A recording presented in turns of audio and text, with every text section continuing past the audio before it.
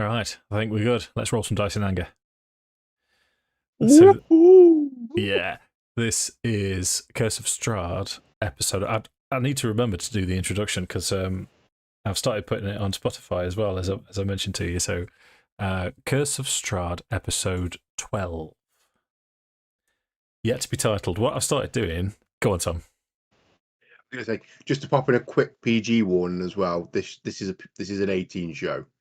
For anyone listening, anyone who's not watched it before, if it's had an age rating, it's 18. There's going to be some stuff that people might not be comfortable with. Please proceed with caution. Sometimes we say naughty words. No, you're right. Yeah, we also do say naughty words. Yeah, sometimes the nasty dungeon master terrorizes the lovely people.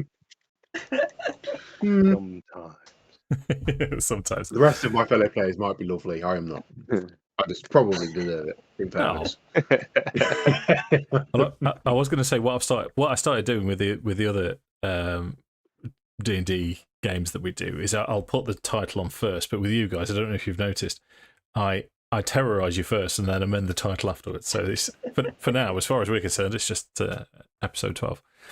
So we left you guys at dusk as you'd entered the walled town of Vallaki. Your plan, unless you wish to amend it, was to go straight to the church. Yep, there's thumbs up and nods all around, which I like. So walking through Vallaki, you there's still posters on the wall. It's posters of a Wolf's Head festival, which, from what you've been told, appeared to be last week's attempt to make the people happy and keep the devil at bay that Baron Valakovich has been encouraging, shall we say, on the populace of Vallaki. But the colour that stands out as you walk through Vallaki is red. Anything red, so people with red shirts or red neckerchiefs or any form of red, you instantly know to identify with the Baron. And you soon notice that if there's a group of people, there'll be someone in red, either with them or watching them. Everyone, it's a busy town. There's lots of people about, even though it is getting dark, which for you so far in your experience of Barovia is quite strange to see. But they all look to the ground. They all shuffle along, and if anyone happens into someone else, or if you get eye contact with someone as you're walking through the town, you're always met with all will be well, and then they just shuffle off. As you approach the church itself is a decent looking, well maintained building. It's on the western side of the city, so it takes you a little while to get over there. And on approach, large Gothic arches with two wooden panelled double doors, and you can see light inside, and you can see stained glass window that's clean, well maintained, and you can hear what sounds like a hymn being sung by several people inside the church. Are we going in? Is it a happy hymn or a sad hymn? It's the best way I would describe it to you is it's a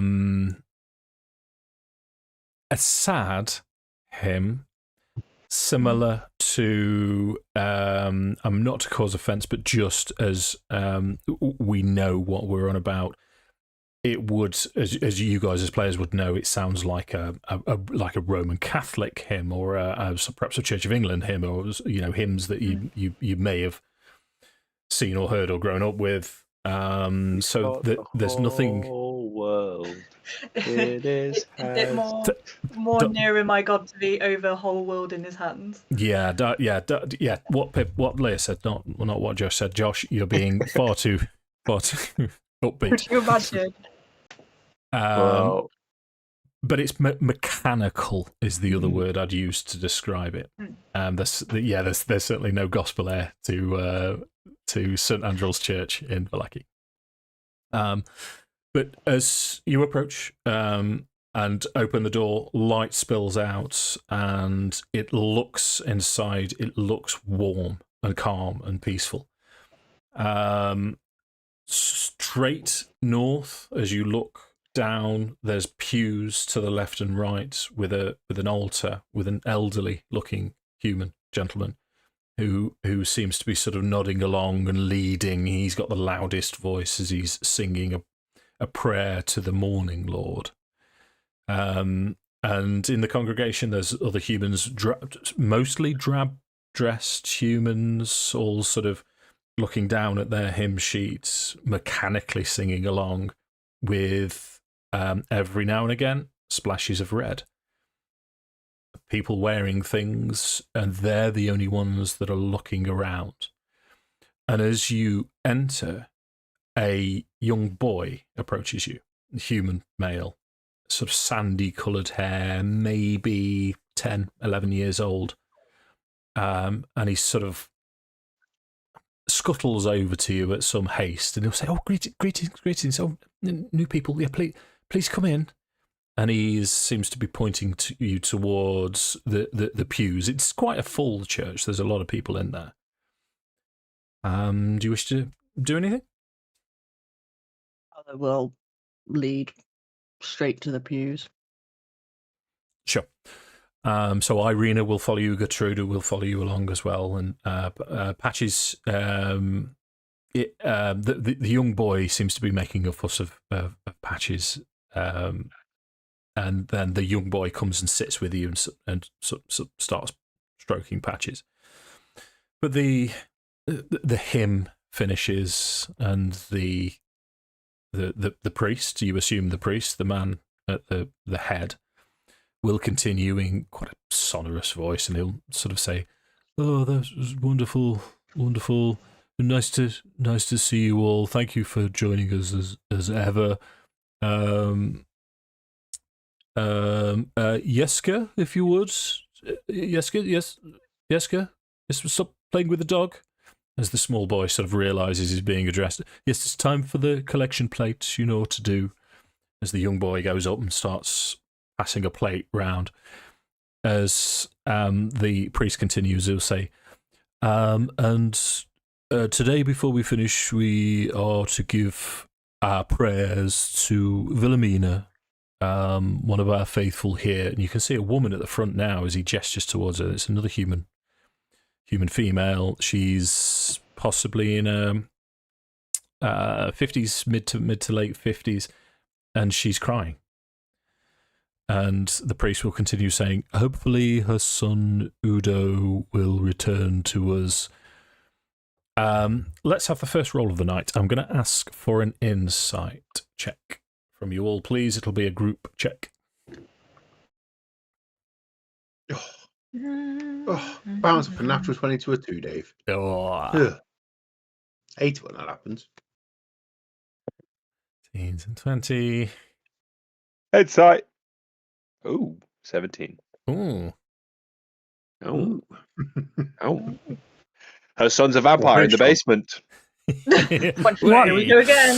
Definitely a vampire in the basement. Okay, so you sort of between you, and you're sort of looking conspiratorially around all four of you to see if you've all seen it, and you've noticed that the priest is saying, "Hopefully Udo will be returned to us," almost apologetically, guiltily, as he seems to be looking towards the nearest figure in red. But the congregation says, "Yes, prayers and thoughts go with Wilhelmina." And "Oh, thank you for attending as ever." So the plate now is coming towards you. It'll come to, let's see, who's probably going to file in last. Let's say it will go to Pippa first. Oh no. I mean, oh, how wonderful. Pippa's going to do what Leah does at Mass. pass the plate over. Okay. So the young boy, Yeska, as he's been identified, doesn't bat an eye at this. You get the impression he's quite used to it, but it'll go on to Horace.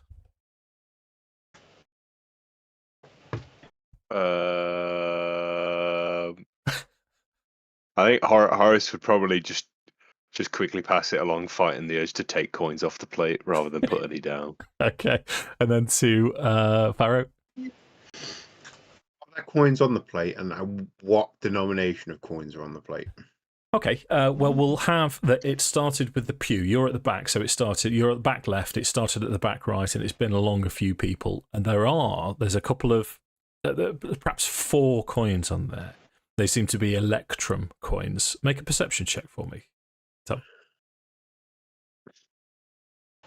Sure.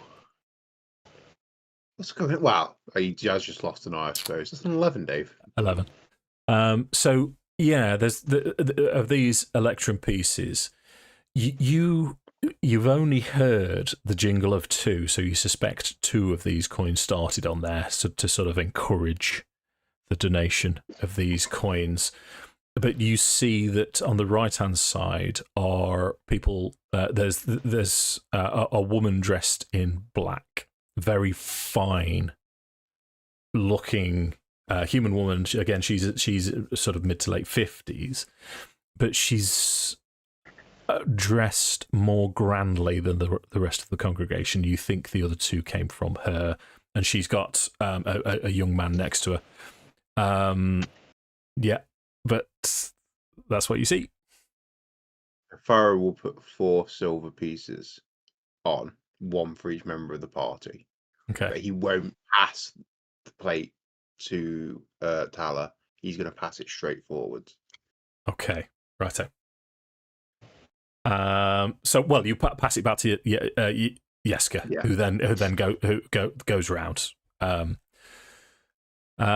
So there's a few other jingles, few other rattling of coins as the priest moves to the front, and the whole congregation sort of stands and starts to make their exit. What do you guys want to do? Is everyone's filing out? Anything different? Anything? We heard what the priest's name is, or for our congregation, or You throughout the congregation know. have we heard what his name is? Sorry, at all. I think we have been told his name. You see, this is the horrible dungeon master. I don't know. Have you? I don't Was know. it said to us in the last 30 days? Possibly. Pippa would know. Leah might not know. So yeah, it was mentioned to you by God, I'm struggling with names tonight. The chap that you met. Lucial Pedovitulish. That's the can't say one. that. Well done, Sammi. Lucian Petrovich. Petrovich. So Father Lucian Petrovich. Yes. I'm gonna have to remember the other fellow's name now. Hold up. It was Ujmaflop. That's not a name, no, that's not helpful. Joe, it's just on the tip of your brain. There he is, Vasily. Vasily. Yeah, come on, we can do it together. It's a collaborative storytelling game. Let's embrace it. The whole of the congregation is filing out now. The woman that was crying, identified as Wilhelmina, goes up to Father Petrovich, still crying, and she'll say, "Thank you for your words, Father." As Father Petrovich, or Father Lucian, will refer to him as. He looks over towards you, and he approaches. And he will say, "Oh, greetings, new people to the church. It's wonderful to see you. And out by the looks of you, capable-looking outsiders. I wonder, could I have a word with you?" Tala will just nod. Okay. So he says, "Just if you give me a moment," he will sort of shake a few more hands and offer a few more blessings as people file out, and he's waiting until there's just you guys. Yeska comes up and passes him the plate, and Father Lucian sort of fondly pats him on the head and says, "Oh, very, very good. You get yourself off to Blinsky. We know you've got the tidying up to do, and I shall see you first thing tomorrow morning. Thank you, Yesa. Oh, thank you, Father. So,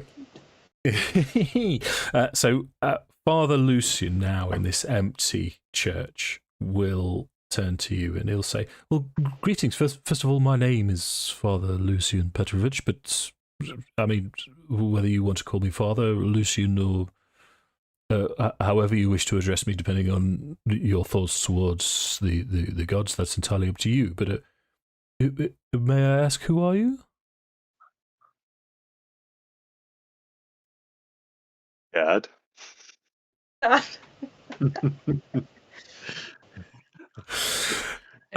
Tala will introduce herself. Okay. Yeah, I'm Tala. And our party here, we've actually travelled over from the village. We've actually come to see you, Father. But I'm sure we can discuss other things first. Well, it's very kind of you, my dear, and for you, fellow, I can assure you I will not be your father. I have vows that I have upheld, although you do amuse me. Thank you very much. So no, please tell me your business first. It would only be polite as visitors to the Church of St. Andrew. There's definitely no one else listening to us that we can see. You can have a shifty round if you want a quick perception check.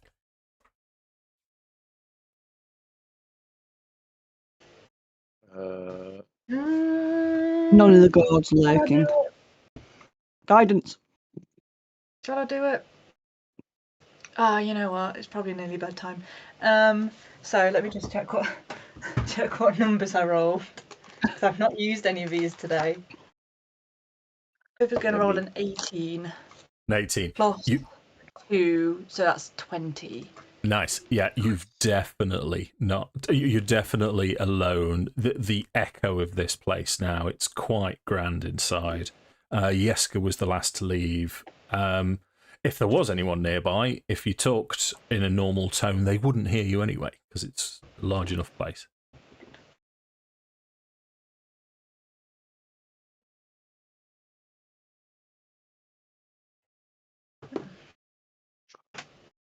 Well, hang on, I'm just looking at stuff. Unless people want to talk.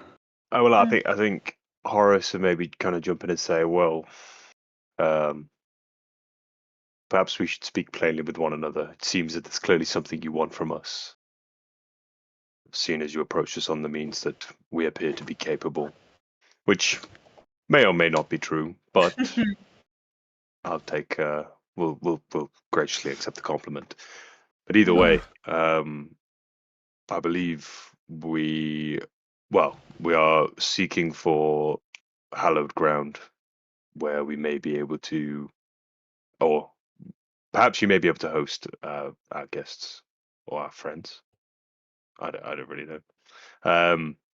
Irina here. We need somewhere safe for her to stay. We think hallowed ground is what we need. Well, this is fortunate. It's like you say, cards on the table. It appears that we have cross purposes. I am left with no choice but, although I have only just met you, to take you into my confidence. And it is a matter of a hallowed ground. I'm afraid that the church is no longer hallowed. And I desperately seek assistance to find out what has happened to the bones of St. Andrew. You see, if you'll allow me to elaborate, this church of St. Andrew housed the remains of St. Andrew herself underneath the altar. There is a small space there. This is information that is passed from father to father as we, those who have the vocation of this life, we pass on to each other. But I'm afraid that they have been stolen. And without them, this place, the only place that I am aware of in the whole of Barovia, is no longer hallowed ground. I wonder if you would be so kind as to assist. Would this matter really be as simple as returning the remains to make the place hallowed again? I hope so, is the best I can do for now, but certainly without them, the ravages of this land have free reign.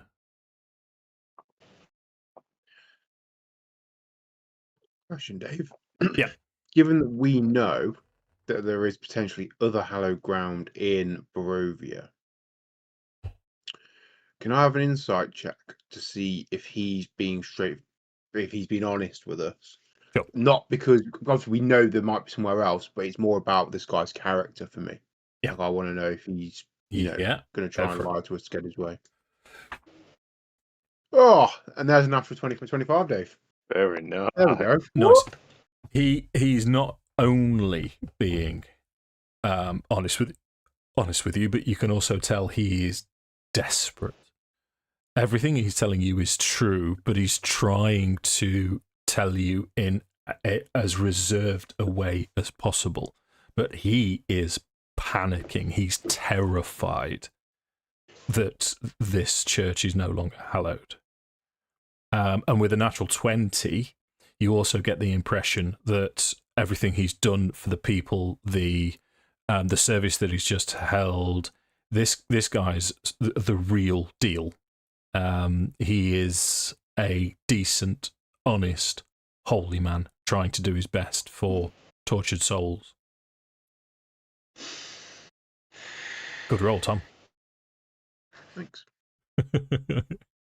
Suppose all he needs now is a martyred death. No, dude. No. Right, I'm changing your name to Johnny Positive. Oh man. So, Tala will say, what happened? When did you notice that St. Andrew's remains were gone? Well, the young fellow Yesa, my altar boy, he's an orphan. He's a wonderful boy, good heart, good spirit, and he kept coming back to me, frightened every night, every single night, crying and tearful, and the secret that has passed down to me, I mentioned to him where the bones were and why the church remains hallowed, and I don't suspect for a second that it was he that took them, but that's the only mistake I've made, and I know it was a mistake, but it couldn't have been him. Have you got any suspicions on anybody it could be? Well, as much as I would not wish to cast aspersions on my fellow Vallakians, but this is a troubled place, and the It's devil... It's not about shaming people for being people. This is a horrible place and hard times with desperate people. Yeah. Okay, persuasion check. Guidance. My favourite. Guidance. Have a little garden. Natural one. He's and this is just because it's his nature. Because, and also this is wonderful to tie in with the natural 20 that Tom's just rolled. We've got a natural 20 for persuasion. It's just this is a genuine, honest to goodness, nice fella who doesn't want to say something horrible. If you haven't got anything nice to say, don't say anything. Yeah. And that is Father Lucian. Yeah. Can we see the area where the bones were taken? Was it broken into? Can we have a look? Oh, absolutely, yes. No, please do follow me. And he goes over to the altar, just behind the altar. The altar itself is it's a massive stone block, but as Father Lucian pushes it, it moves quite easily, and just underneath you can see wooden floorboards. Roll investigation for me, please.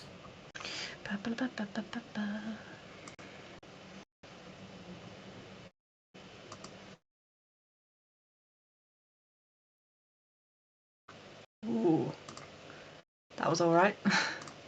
So with a 22, 22. you can see that it looks, and in fact, Father Lucian will say, "See, there's no damage to it," and as he leans down, he'll say, "It's sealed under here, and nothing's been in." But as Pippa, as you're inspecting, you can see just off to the side that there's a splinter of wood that's fresh, and it could have only have come from one place, which would be underneath. So it's almost as if someone scraped it up.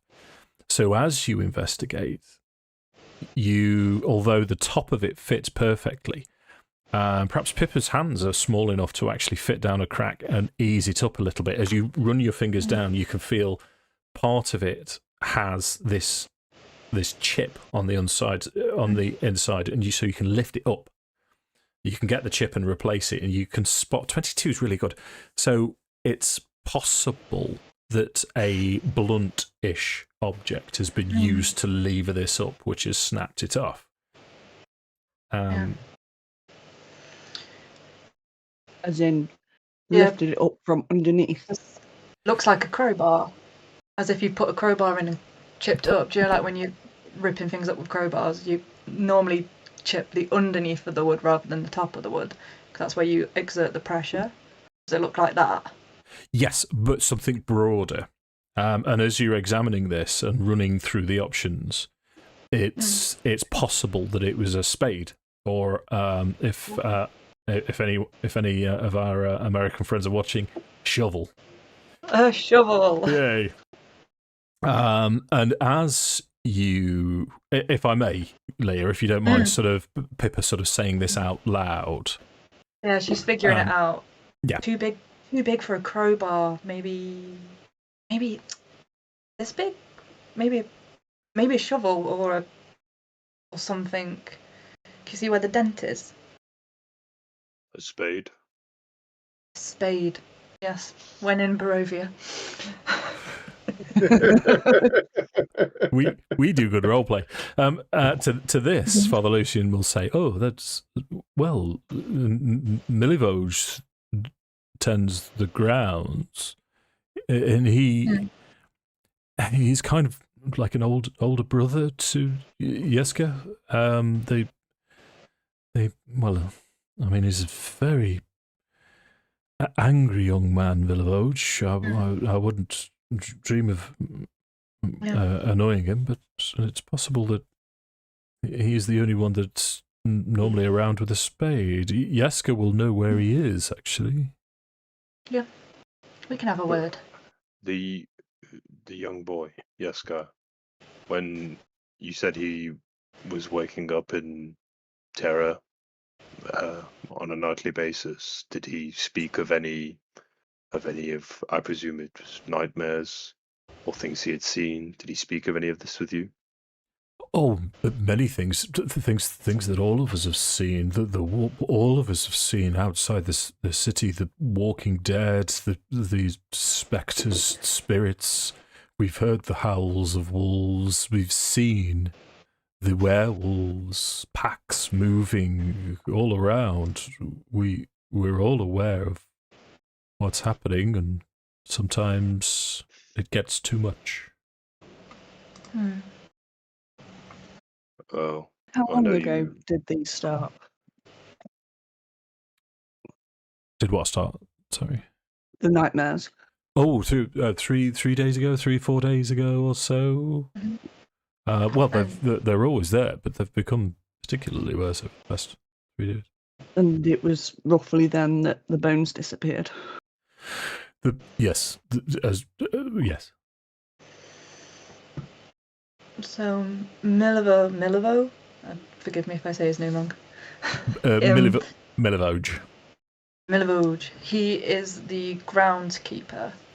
Yes, young fellow. Many orphans in this town, but he's yes. Many more. Why is he angry? Well, he's lived in Barovia all of his life. He's as much again. I wouldn't want to cast aspersions, but I think he has a temper. Yeah, I think one of the most difficult skills we learn in life is how to assess without judging. You can give us your assessment of people without judging them. But yes, yes. Thank you. Yeah, you're not judging them. You're doing good. You have no orphanage here. No, nothing organised. We try and do as best as we can. A lot of the boys end up working here or in town. The various tradespeople try and keep them busy as best as possible. There are a lot of abandoned buildings in the whole of Barovia, so housing is not an issue. Okay. Where might we find him? I think we should speak to the boy first. Yes, Yaska will know where Milivoj is. Yes. Yeah. But Yaska, this time of night, is after he finishes here, he normally goes to Blinsky, to the toy maker in town, to sweep up for him.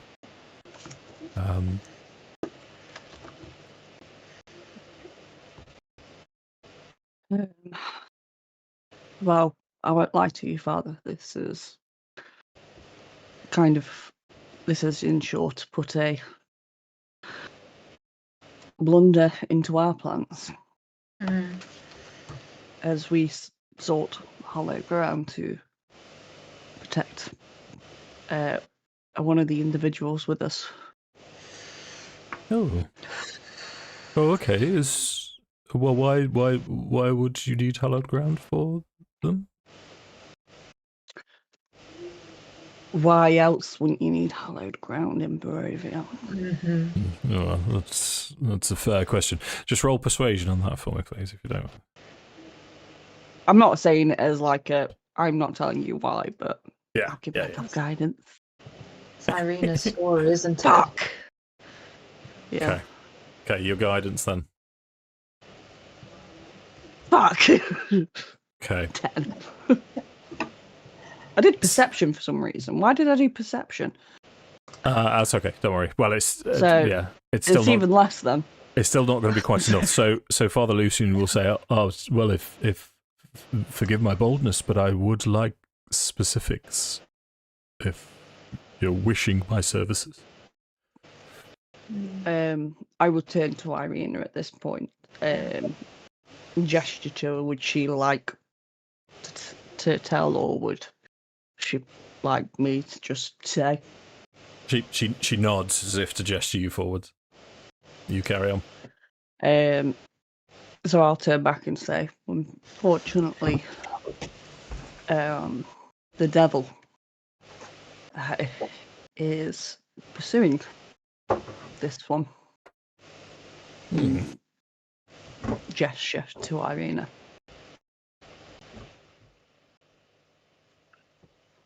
Okay. He will say, okay. Okay. Well, the devil hovers over all of us, and he is an ever-present source of evil in this land. But, however, I find myself in a desperate position. If you were able to recover the bones to sanctify my church, then I would offer sanctuary too. Irina, did you say? She'll nod. I will guarantee her house and board for as long as she requires, as long as she makes herself useful around the place. That will not be an issue. And, well, Gertrude here as well. Would you take her too? She seems to be growing fairly close to Irina. Well, by all means, yes. Yes. We're hoping to return her, but as it stands, we're not sure when that journey will We have happen. other pressing matters. We do. Okay, so I'll you know what I'm going to do? I'm going to change the direction ever so slightly, and I'll say, in response to you, the full revelation of Irina's story, he will become a kindly uncle, and straight away he'll start to say, "Oh yes, no, come, my dear, come, no, please, you must stay, come and tell me all about it." And he's quite happy to sit her down, get her something to eat and drink, and talk to her and make sure she's okay, and Gertrude as well. Nice. We will look into this matter for you, Father, but we will. Well, we shall leave you to your devices, and we shall investigate further. This is great, really. I do thank you. My doors are always open to you. Mm-hmm. Whether you succeed or fail, you have my thanks. You're doing God's work. You're doing the Dawn Father's work. Praise him, Paul. And he sort of looks towards Tala at this point and he'll say, "And to you, sister, I wish you luck." Thank you, Father. And instead of giving him the Morning Father's gesture, she'll give saloons and say, "May the moon be your guide."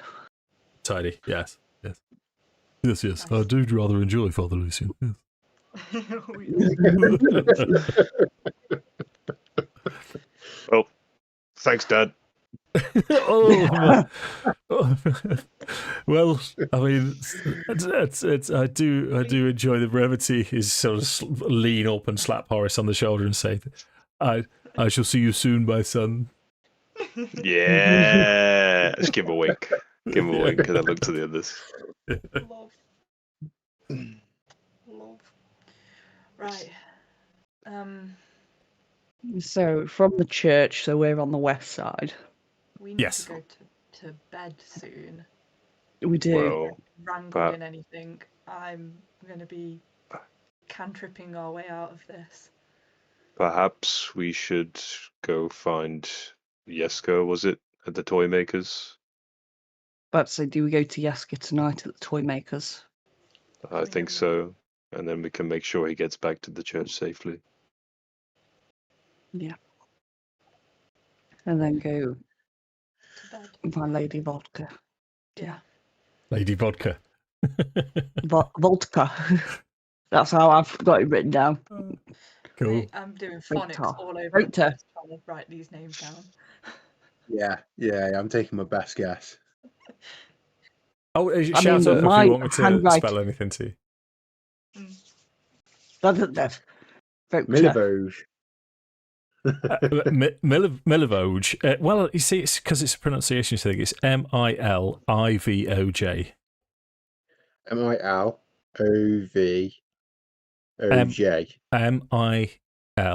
Milivoj.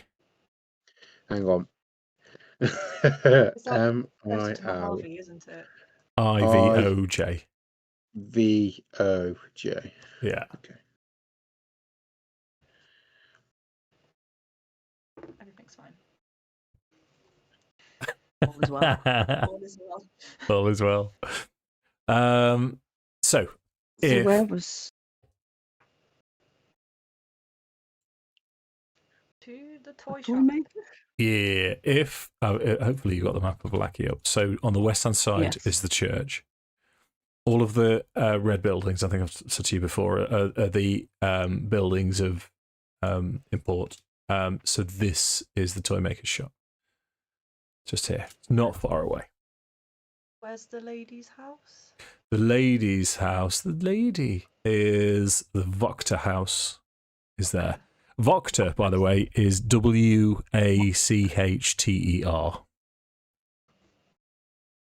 Nowhere near. Wachter. What did I actually write? Some sort of gobbledygook, I'm sure. My handwriting is illegible as it is, so.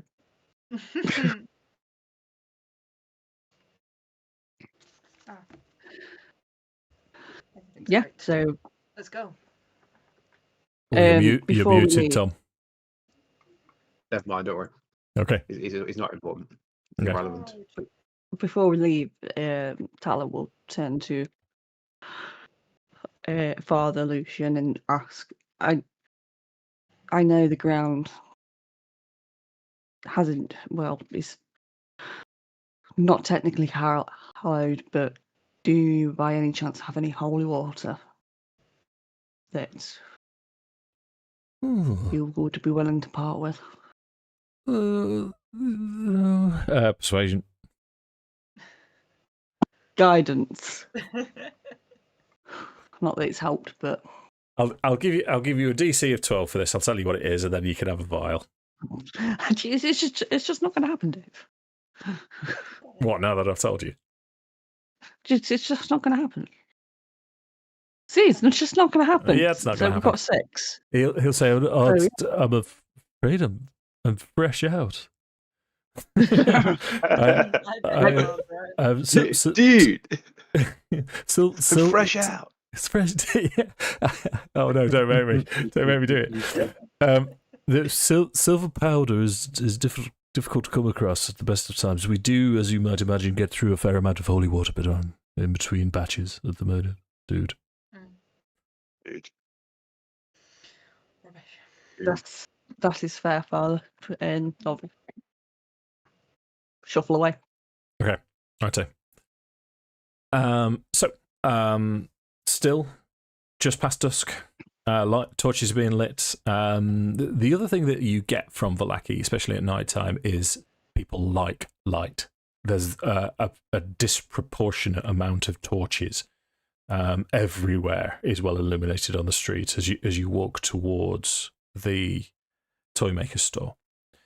You make good time. You only go past 3 people who say all will be well. Is anyone following us? Perception check. Guidance. Yeah. Feel like Fucking guidance. There's also, because the color red bears some significance in the town, right? Yes. Does anyone like looking at Pippa's hair particularly funny? I've got red hair. Nice. I don't think I'm wearing No. red. Okay, what did we get? Let's do perception first. So you got 16 for your perception. Right. Bear with me. I'm going to have to make some things up on the fly. So... Time to DM. Yeah, time to click some buttons. He's following us. 6. Okay. Bear with. Some creep trying to cut Pippa's hair off. Yeah, no. Of all the trials. My magic. Of all the, yeah, probably it's like a Samson thing. Don't cut my hair. So you rolled 16. Okay. Yes. Josh, give me an insight check, please. Yes. And then I shall endeavour to answer both questions if my tiny little brain can concentrate on 2 things at the same time. Thank you kindly, sir. Cogs are wearing. Yeah. Oh. Just a 7 from me. 7. So 7, you see a few people look, but you just... I mean, 7's not great, but being as you did a Cockney accent at me, I'm going to tell you that you suspect people are just looking to see if it's dyed, and once they realise it's natural, then they don't pay too much attention to the red hair. Fabulous dye. Okay. Au naturel. With a perception of 16, you do see someone following.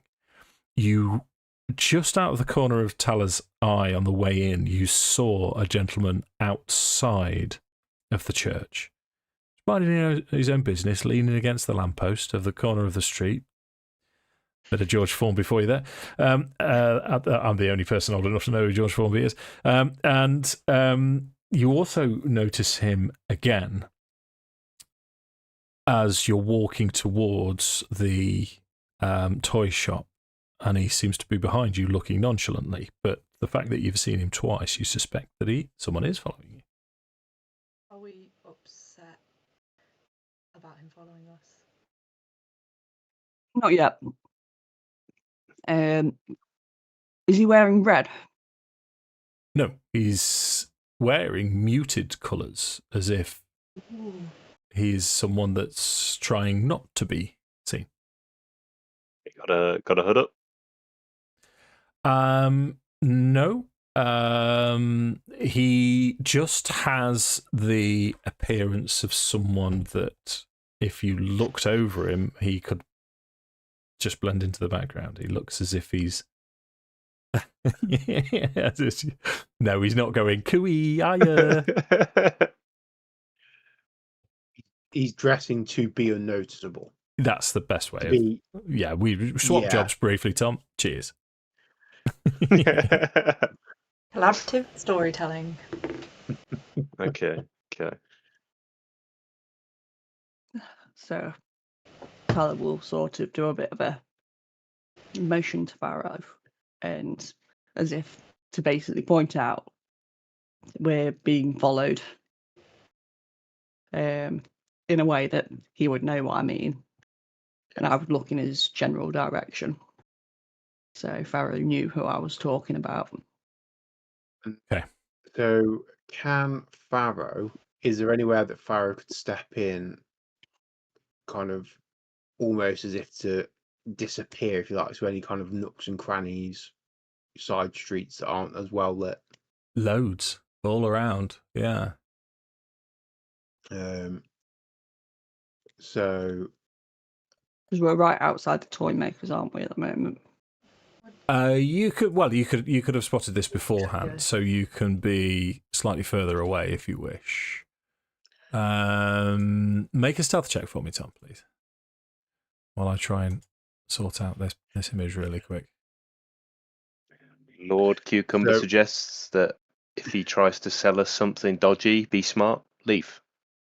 Depends what he's selling. Yeah. Holy water? Great. So Farrow is going to kind of whisper to Horace and say, I could use a distraction.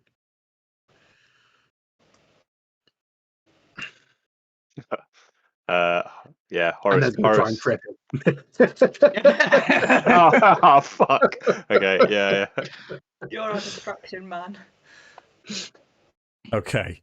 So what we'll do is we'll assume that Horace is using the help action, so you can roll with advantage for your stealth. As I said, Horace, when Farrow said using a distraction, Horace's first thought probably would have been, I'm going to just like try and grab my sword and then drop it on the ground or something like that. So he probably would have had his hands like behind his back and then he's getting like tripped by Farrow.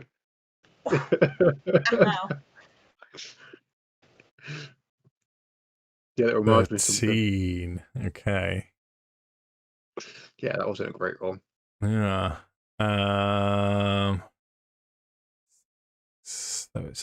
Right, let me make my roll.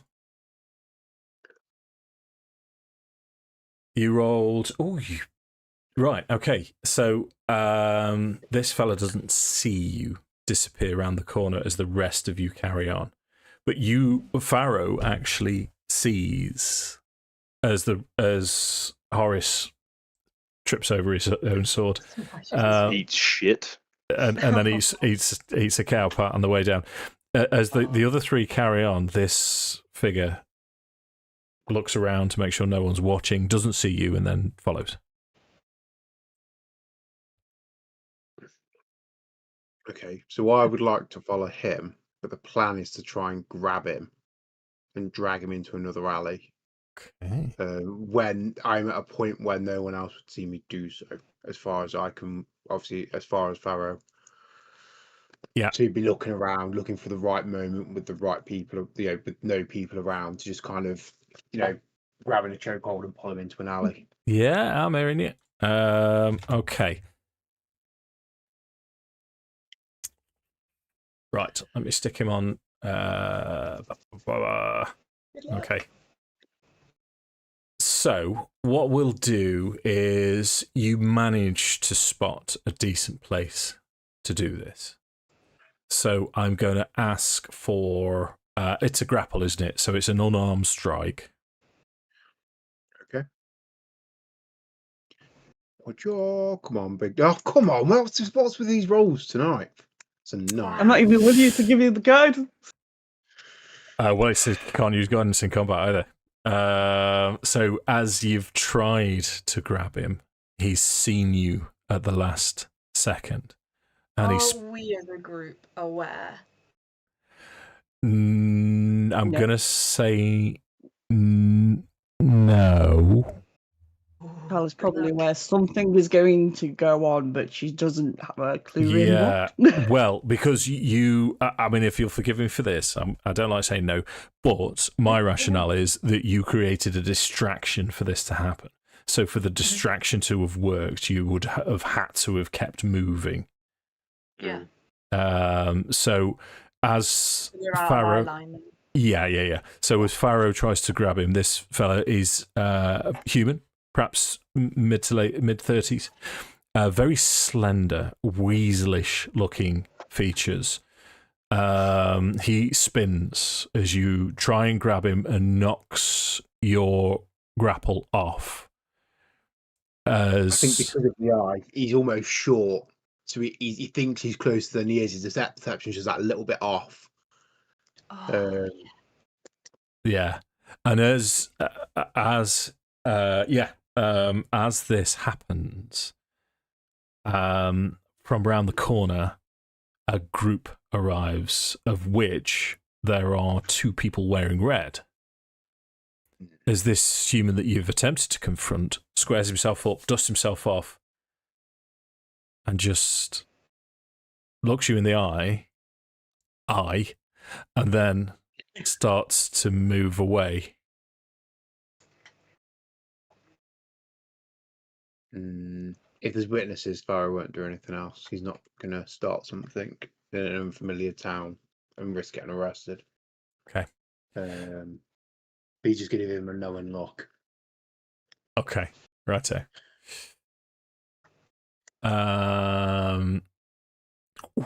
So you see him go round a corner, away from you.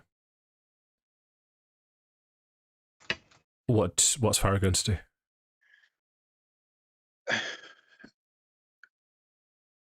I don't know that following him is a good idea. Especially with his 2 men in red watching, Yeah. But I think Farrell will just accept that he's perhaps got this guy off our tail and will carefully make his way back in towards, he'll start moving towards the toy maker's shop.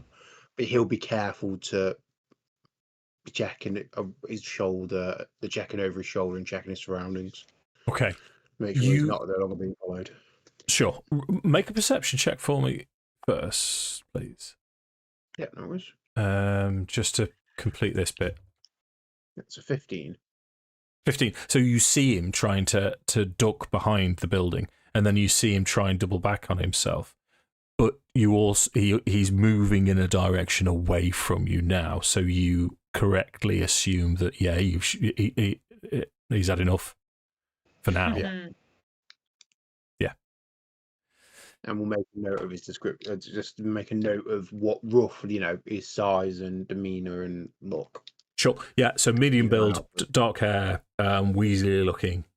Yeah, fella. Okay. So I've put the poster of Come One, Come All, the greatest celebration of the year, the Festival of the Blazing Sun picture up because it just came up. Oh no. Can you hear me?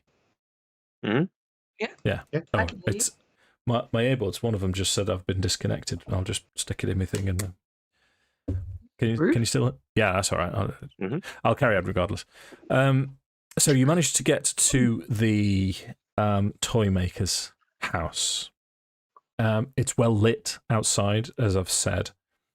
As you look at the front, this building is not quite as well maintained as the church. It's quite dusty. It's the windows are dusty, the curtains are drawn, and there's no light from inside. But the front door is slightly ajar. There aren't as many people around now. It is getting late. No one is passing in front of the building or around you. What would you like to do?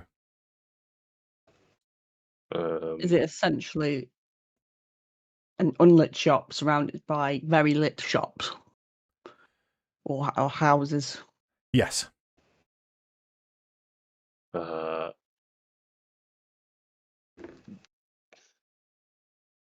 Something's not quite right. Do we call for the kid? I'm going in. And then Horace is just going to like barge the door open, sorts out. Okay. So as you barge the door open, it's completely dark inside. Straight in front of you is a counter, and on the counter is various bits of clockwork, mannequins, toy soldiers, toy dragons.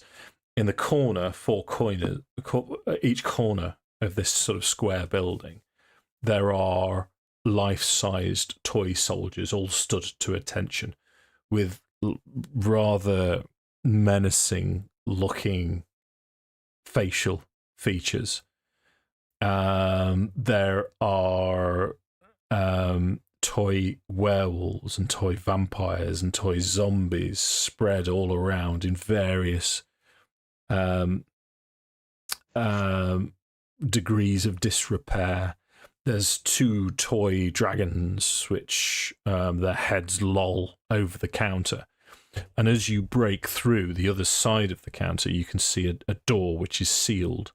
And from there, you can hear what sounds like a muffled noise, as if someone is gagged and trying to talk. And you can also hear cries of a small boy. What I'm going to do is present you with a battle map, and then we'll roll initiative. Oh no. What are the smaller toys made out of? Are they like wooden? Yeah. Mostly wooden, but there are some metallic features to it as well. Let me just open this door slightly. Tell you what, let me give you load up the map. These aren't appropriate for children. Just going to put it out there. Well, other toys, yeah. You called it. Yeah, you kicked the door wide open, didn't you? So let's open that bit.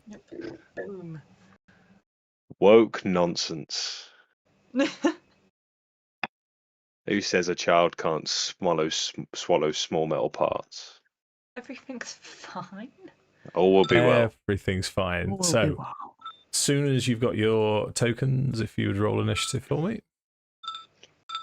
I would bloody love to. I'm hearing lots of beepings from Matt Tools. I don't like it. Matt Tools shouldn't be allowed to make noise. And Illegal. Oh, look at that for initiative roll. Bloody hell. Okay, nice. So I believe you have some kind of initiative shenanigans that you could announce before combat begins. Yeah, and I am going to offer to swap with Horace as he is at the front of the party. I would be quite happy for him to take my place in the initiative tracker. Okie dokie. I would be happy to do the switcheroo. Thank you. So, set initiative as... Fuck. 22. I just realised we haven't rested. Nope. Everything's going to be fine, guys. So, There's a lot you can do Turn. with cantrips. It's going to be great. Listen. I know we've been through a lot, but we're big damn heroes. It'll be fine. we. Okay, so Horace, as you burst through, and you can hear this crying, and you can hear this muffled cry, from each of the four corners, these life-sized toy soldiers animate as they clink, clink, clink, and then the face swivels round towards Horace slowly, and the heads of these dragons snap up and look towards Horace. So you have 4 toy soldiers in each corner and 2 clockwork green dragon wormlings looking at you as if they wish to murder you. Horace is first. What would you like to do? Oh, goody.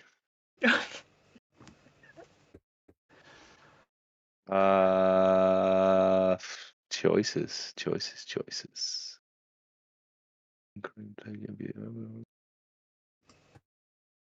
Yes. Okay. First thing I'm gonna do. Okay, so Horace is gonna, as these kind of like toys start coming and start, twitching their heads and moving around. I'm stepping through, swords ready. I'll call to Mishka and just ask her. I'll be like, Mishka, bless my blade, as I cast Hungering Blade. Which, as bonus action, you imbue a weapon you are holding, or your unarmed strikes with ravenous negative energy for the duration when you hit a creature with an attack using the empowered weapon. For the first time on a turn, the target takes necrotic damage equal to my spell casting modifier, and I gain a number of temporary hit points equal to the damage dealt. Excellent. What? Damn. Feast my blade. And then I am going to go, and then once Mishka's so she'll, almost like wave her hands across my sword, and again, this like ghostly green flame lights up. Yep. Green flame blade. And then I'm going to charge straight at this dragon. Okay. And swing, just try and thrust like straight through this dragon. Let's go.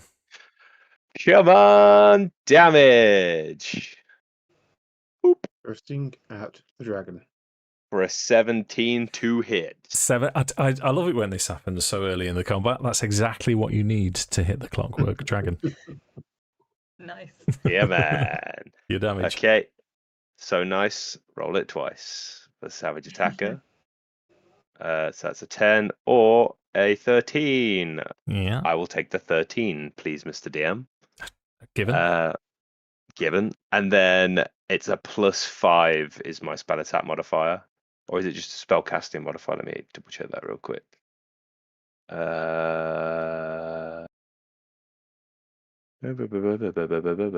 Spell casting ability modifier.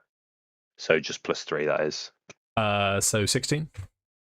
16, yes, please. And I you... gain 3 temp hit points. Not shabby. Not too shabby. Okay, so as you take chunks out of this, you can see clockwork machinery flying off it, and then a squirt of oil as well.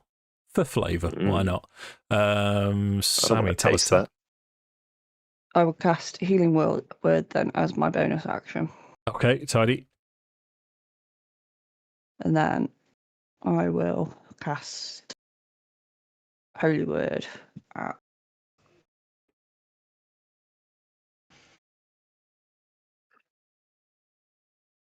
Clockwork Green Dragon. Okay, roll to hit. That. Unfortunately, we know what the AC is now. 23 I hits. mean, 23 to hit. Your damage. 5. Tidy. Any other movement?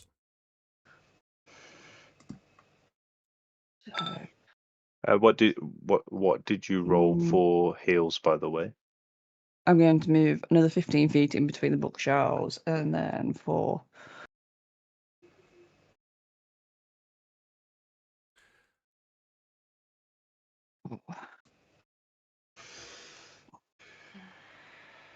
So while you're 10. heal 10. Oh, sweet. Pippa's turn. Sick. Thank you. Nice. Ready? Right. Yep. So Pippa is gonna move. Sorry, just a DM question. Do you care if movement's broken up, like move then move again? No. As long as I've only done 30. Yeah. And I cast Mage Armor before we went into the house. Sure. I feel like that's a long time ago. Is that over the 8 hours by now? No, that's fine. You can have mage armor and stuff. Thank you. So Pippa's going to step up. Yeah. To the door. I'm just going to see what she can see through the door. So she can see the red one in the corner, the red soldier, can't she? Yes. And she is going to smite it. Well, she's not going to smite it because she's not a paladin. But she is going to, instead of smiting it, Pippa's giving off, like, wish I was a paladin vibes. I'm going to do a level 2 witch bolt. Whoa, I mean, the nice. Yeah, second level witch bolt at that. Okay, go The for amount it. of damage you do, you could be a paladin. 21 to hit. 21 hits, your damages. Booyah. 3d12. Oh, 19. 19. So this clockwork figure, as it's clicked, clanked, and looked menacingly towards Horace, receives a witch bolt. Where and how does it die? Yeah. Pippa is tired. Already feels like we're putting ourselves in really dangerous situations. She's never been knocked unconscious. She's never been punched in the face. She's never tasted her own blood. She's done all of that today, and we are still going. And she just wants to go to bed and go somewhere that's reasonably safe. So she steps in, sees the view, and just pals everything that she's got. And in that flash of lightning, it's just gone. Nice. And the metalwork just crackles on the floor. It does. And Pippa Huge. stays exactly where she is. Okay. Looks at Farrow and goes, off you go, lad. Nice. So Clockwork Green Dragon Wormling is as Horace, you've started wailing on it, and then as a bolt of divine energy is cascaded into its chest, you can see there's a click, click, click as its jaws open, and gas pours out. So I am going to ask for a Constitution saving throw from Horace, Farrow, and Pippa. Just so you know, Leah, I am giving you a lot of bonuses to this roll because of your position. Oh, because I'm on the corner. Yeah. Yeah, I mean, it is this sort of caustic gas, green, Constitution saving chlorine. throw. Yes, please. Natural 20. Let's say, oh, 6. Not Yeah. nicht Well, so good. That kind of makes perfect sense because Horace is taking this directly in the face. It sticks. That's 21 points of poison damage to Horace and 10 points to Pippa and Farrow. Toy soldier, apparently number 6 for some reason. I did change their stat block quite a few times. Mechanically creaks, clanks, and it's very robotic. Moves 5, 10, 15 feet forward towards Horace. And on its arms, you can see that now the hands sort of flip back and these razor blades appear. And they both try and attack Horace, one on each side. The first attack is 18. Misses. Ooh, 18 misses, big lad. Second attack is 16. Hell yeah. That's strangely hit. Yeah. Hits. as Farrow takes his turn. So Farrow is going to get in there, and as he passes, he's just going to say, "Keep yourself safe. Stay out of the room." 100%. He's going to step in. He's going to see this one and go, "That ain't flanking me. I'm going to take this one out first." Okay. And he's going to attempt to web it twice in the face. Sure. Web it First twice. attack is a 19 to hit. 19 hits. Your damage is. Oh, that is 9 points of piercing damage. Okay. Yeah. Can I interrupt this action as a bonus action to cast Hunter's Mark? I'd interrupt the flow, but I learned something about spell slots today. If you don't use a spell slot to cast a spell, you can still cast a spell on the same turn. Oh, That's 2024 rules, baby.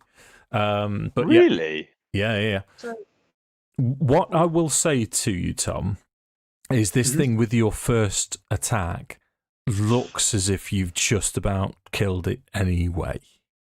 But you can still use your bonus action to mark it if you wish. I'll hold off. Yeah. I'll make the second attack, and then potentially I'll mark something else instead. Yeah. So this is at advantage because of Vex. Yep. And that's another 19 to hit. 19. Your damage is... So that is minimum 5 points of damage from... I've rolled damage on the one weapon, but it's the same profile. So tidy. it's fine. And then, it was on 2, so how do you want to kill it? Yeah. So it's just, he's going to thrust the short sword into its chest and just lop its head off with a scimitar. Nice. So you still have bonus And action? and I've only moved 10 feet. Yep. 5. Yeah. So he's then going to whoop 20 feet to there to cover Horace, and he's going to cast Hunter's Mark on Toy Soldier 6. My last free use of that for the day. Gotcha. Where's my mark button? Skadoosh. There it is. That takes us to Toy Soldier number 5, who very mechanically is going to leap over the counter. So I'm going to give him -5 movement. So that's 15, 20.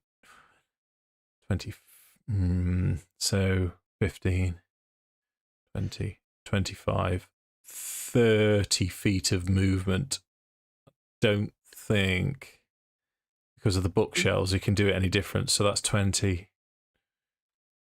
Yeah, so if he moves, I think that's as far as he can go. But these razor blades now, as his hands drop down and these razor blades appear, 2 of them shoot towards Horace. Do they these toy soldiers, do they appear to be are they like wooden and metallic as well, or do they look like they have perhaps had some people used to make them? Have they got They look a bit flat. people bits? Have a perception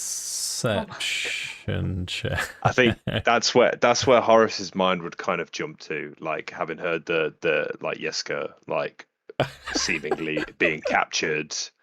It's like, what the fuck is he trying to do with these kids? Like, what I mean? I've seen one too many kids kidnapped and being killed for nasty purposes. Sue me. Perception. Go. See, this is what Curse of Strahd does to people.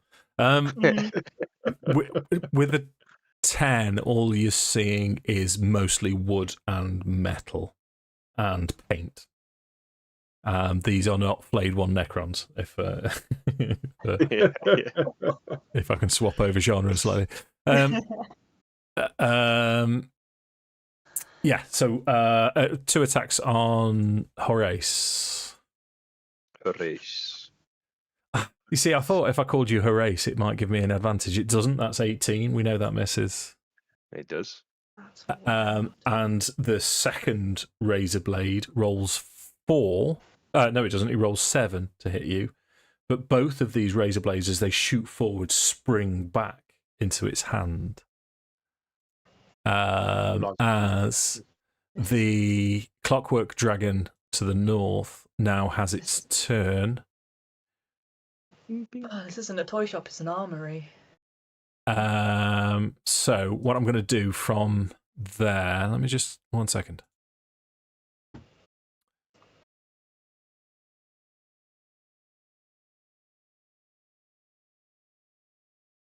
Yeah, it doesn't make a difference. So it now, as it clanks onto the floor, Tala, you spin around and see this thing clank, clank, clank, clank, clank towards you as its jaw click, click, clicks opens and this gas explodes. Constitution saving throw, please, Sammi.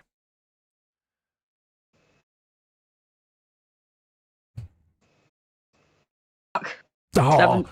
okay. That's 17 points of poison damage as you take this breath weapon full in the face. That takes us to the start of round 2, Horace. Yes. I think I am gonna do what Horace does and swing my sword. Mm-hmm. Let me think. Yes. Yeah, I'm just gonna take a swing of my greatsword at the dragon again. Okay.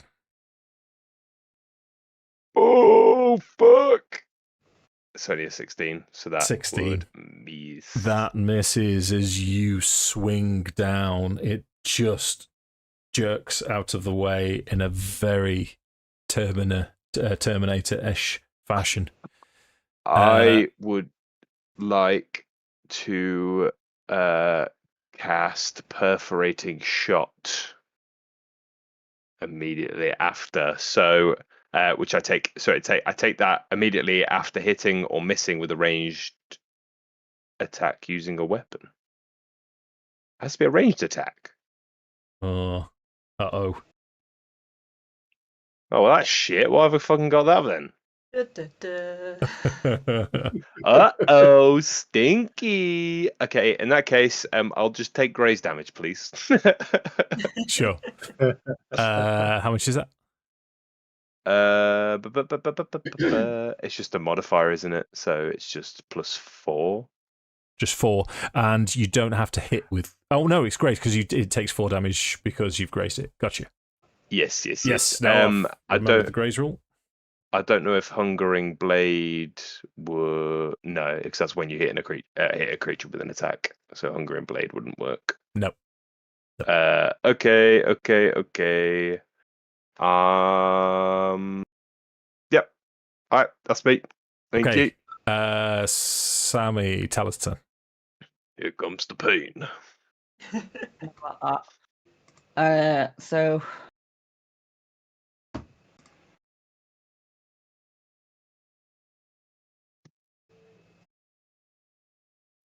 can I cast? Yep.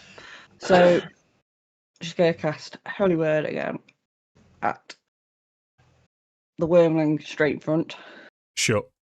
So that's disadvantage because you're within melee range. That's what I was trying to check. I've already committed, so there we go. And I didn't. I mean, I'm going to say, yeah, I failed. 12, 10. 10. Yeah, 10 misses. Any bonus actions? Yeah.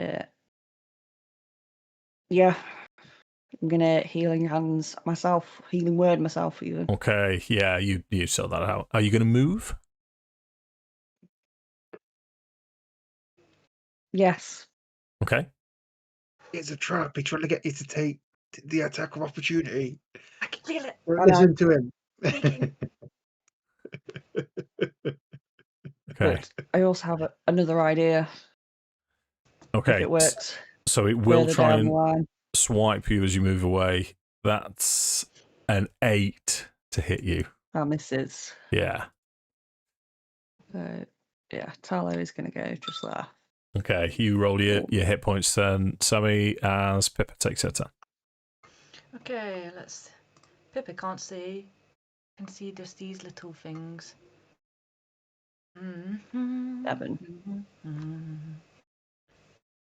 Pippa's gonna step in for a moment. Yeah. Oh wow! Look what you guys are doing. Well, good luck, everyone. Now she can actually see what's occurring.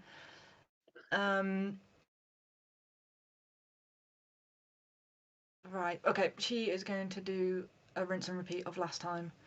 So she's going to hit attempt to hit soldier 5. Gotcha. Just because of spell slottage, it's going to be second level witch bolt again. Okay. 17. 17 hits. Your damage on 3d12 is 20. How would you like to kill that one? It's a rinse and repeat. She steps in, she looks and sees the next one, and just points one finger at it. Flicks her cloak and walks out because she remembers to do it this time. And walks back out. Sure. You're doing good work. So, yep. Okay. Can't remember how far I moved. You've moved 10 so far. Okay, I'm gonna move like full out. Like I am. Goodbye. Okay. Goodbye. Like I'm staying. I'm not leaving you guys. But like out of the door. Sure. Like out of the way. Yeah. Window. It is. Oh, don't tell me that. It's the curtains are drawn and it's dusty anyway. I'm 3 foot. I was gonna say 3'1". I'm under the window. I thought it was just funny that we'd just see like Pippa just kind of like at the bottom of the window, just looking watching on. It'd be even better as she sort of she backs away all in combat mode and then goes, "Oh shit!" Oh, yeah. Right, great. Oh, shit. Okay, so the green dragon wormling is going to see if his poison breath recharges, which it does not. So it will continue to, or attempt to wail on Horace, as it sees you as the biggest threat so far. The first attack is going to be 19.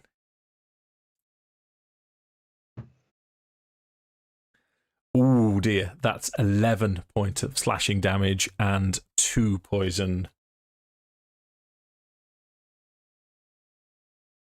Horace is no longer concentrating, as he is down.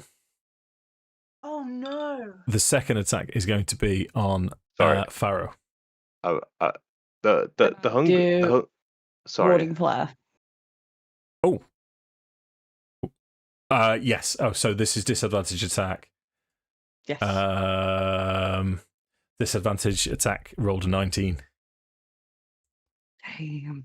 Damn. Yes, Josh, what were you going to say? I'm sorry, guys. The Hungering Blade isn't concentration, and it doesn't say that it drops when I go down either. So interesting. Would it? I mean, obviously, I'm down on the floor anyway, so I can't swing the sword. But if just a hypothetical, if I have to get back up within it does last a minute. So should it still hold? Well, I'm gonna have a good look at Hungering Blade.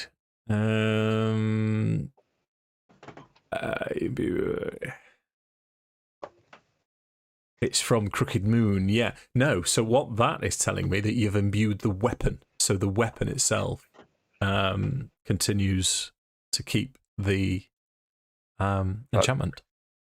Very nice. Yeah. Right. So I've hit you, Tom. Yes. With I'm sorry, I could hear. I was desperate for the toilet. I do apologize. Yeah, I know. I need to go as well, but it's combat for the DMs.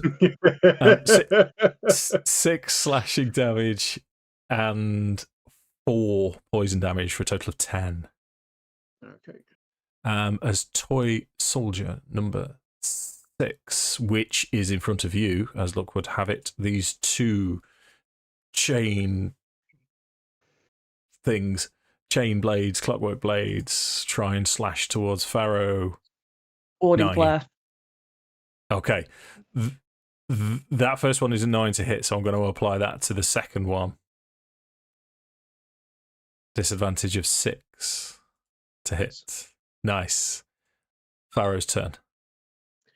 So Farrow is going to go at the toy soldier as it is marked. Sure. Attack the first. Attack the first. Is an 18 to hit? Yeah. Sorry, it's because it's a thing. It's I a love thing in it. my head now.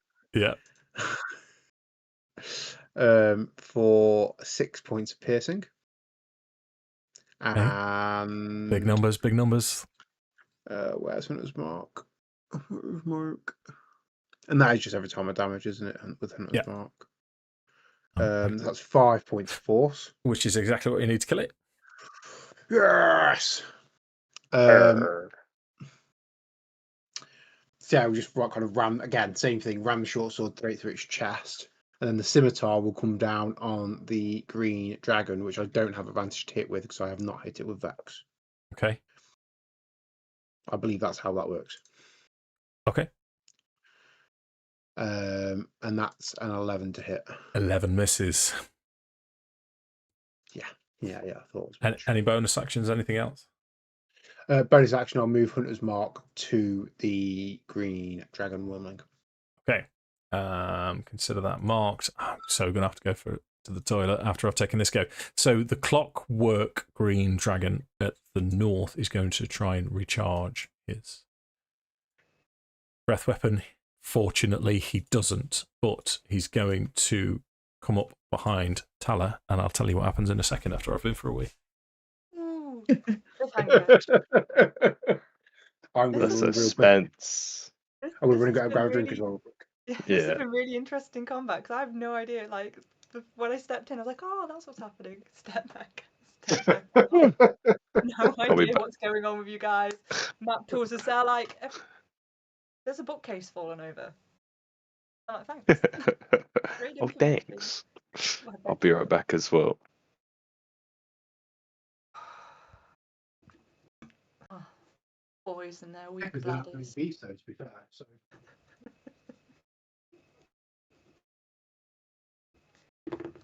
I am so tapped for spells. I did. For some reason, I've not got a. I can't think of what it's called now. I've not got a group healing spell apart from Yeah. Pair of Healing. I do. It's Not up on your first level slots. It's the Tom game. Yeah.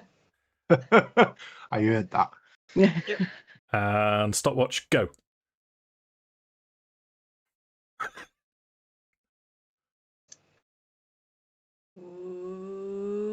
Ooh, I'd have no idea how 10. big your house is. Ooh. It's not that bad. 14. It's not that big. Yeah. I do almost have to go the full length of it though. If I'm going into the kitchen, I have to walk almost the full length of the house, upstairs and downstairs, and then back. Tom It's not that game. bad. 14 seconds. Nice. I don't like this. I don't want this to be a game, Dave. It's a dude. But by the end of the I'm fast campaign, mathematics. It's bullying. right? Let's well, speaking of bullying, let's attack Sammi. So the first claw tries to. Oh, it's a 22 to hit you, Sammi. Can I cast my shieldy thingy, my bob? Yes, come on. So that gives you an AC of 21 for the rest of the round. Second attack. That's what I'm trying to find.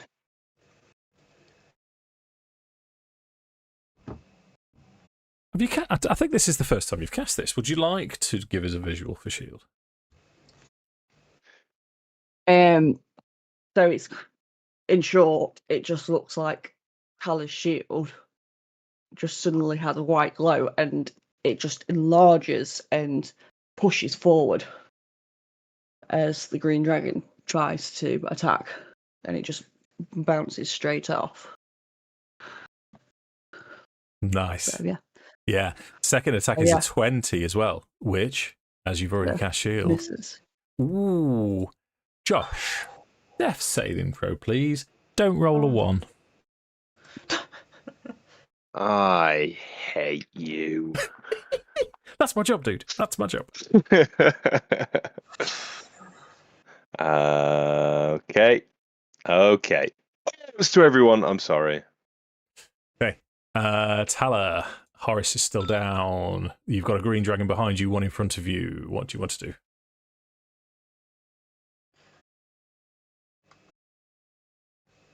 Fucking hell, stop it. As my action. No, so first thing I'm going to do as my bonus action is I am going to cast Healing Word on Horace. Tidy. Nicely done. So I keep accidentally rolling dice like a twat. You're just spamming dice rolls. yeah. So that's 7. Thank Seven you. hit points. So movement and action if you need to. So action.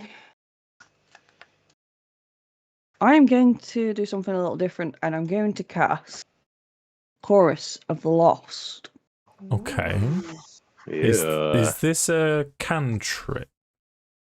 No, this is a 2nd level spell.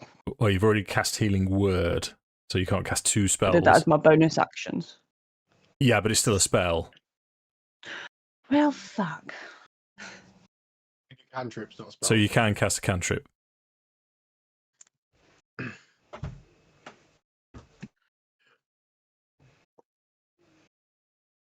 Then I will cast Holy Word at the green dragon instead. That's in Okay. front of me. Wormling. Okay. Disadvantage roll.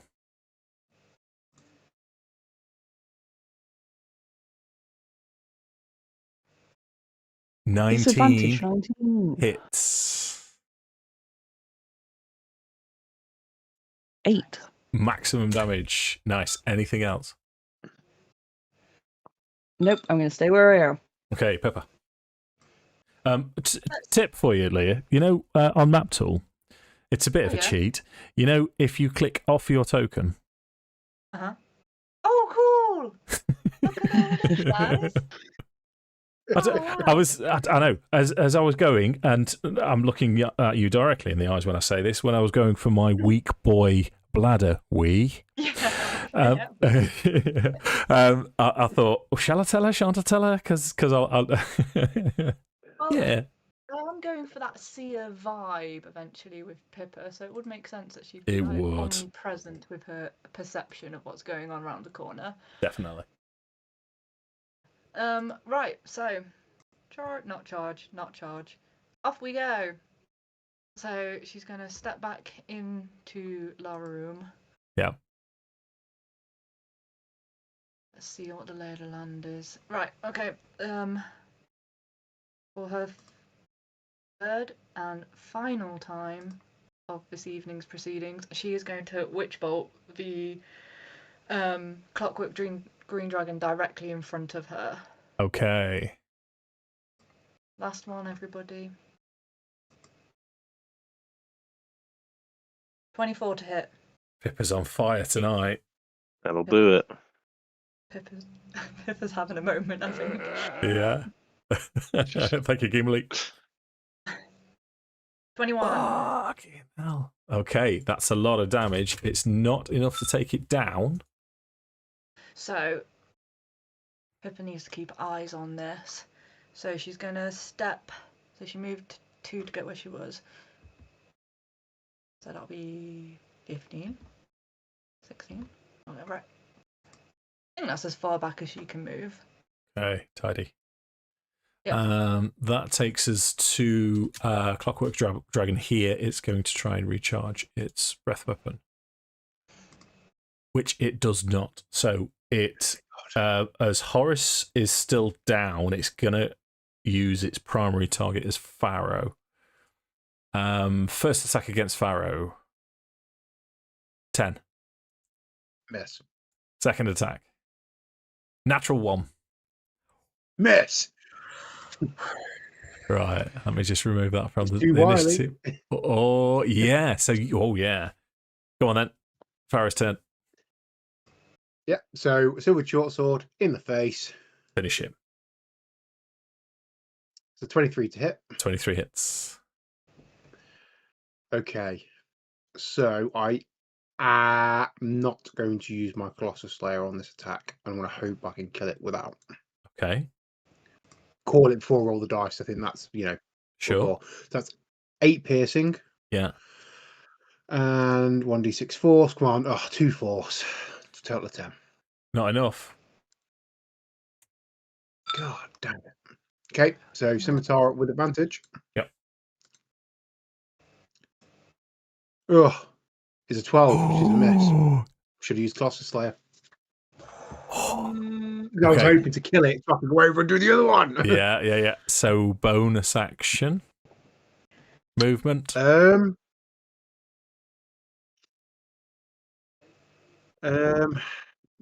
Bonus action is a negatory. I've got nothing I can do that would be beneficial as a bonus action. Okay. And ergo, I will stay where I am. Okay. Clockwork Dragon next to Tala is going to see if it can recharge its breath weapon, which it does not, but it is going to try and bite you twice. First attack against Tala is going to be a 7. Misses. Second attack against Tala is going to be Warding Flare. a disadvantage roll of 11. Misses. Yeah. Horace, you're on the floor currently. My favourite place to be. But I suppose I'd better get up. So I will stand up. I will dust myself off. And I'm gonna fuck this dragon up.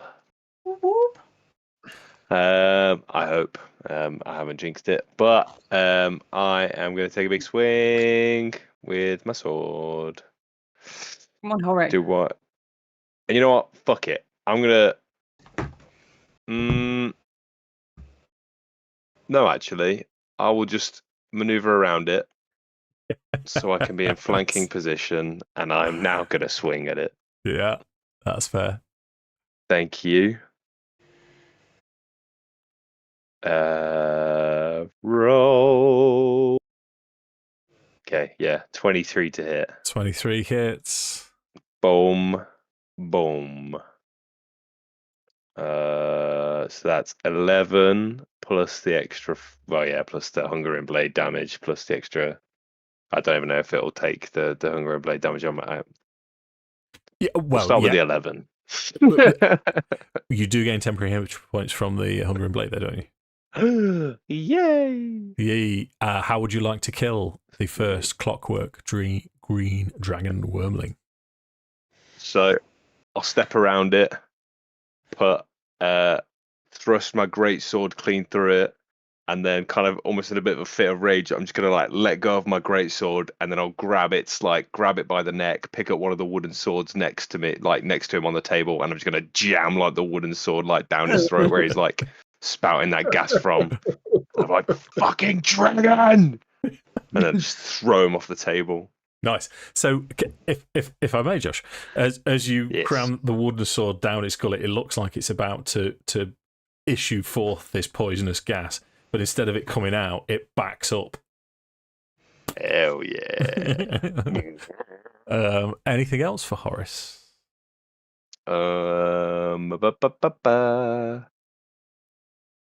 I can't move any further. I think that will be everything for Horace. 'Cause Okay. I can't. Yeah, no, I can't move any further than that. Really. Okay. Tala's turn. Someone's just knocked on the door. How rude. Thank you. I'm looking at the time going, what's going on? No way would I And- answer the door this time of night. Well, this is kind of like my brain going, what's going on? So, Tala is going to pull out her Warhammer. Yep. And she is going to have a crack at Hey. this wormling in front of her.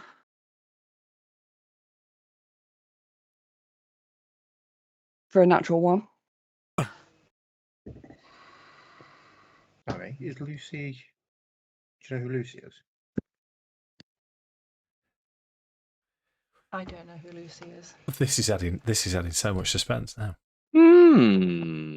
Apparently, they're at the completely wrong street, James Street, which I believe is in Utoxeter. Oh. Oops. And we're in Marchington. Hey ho.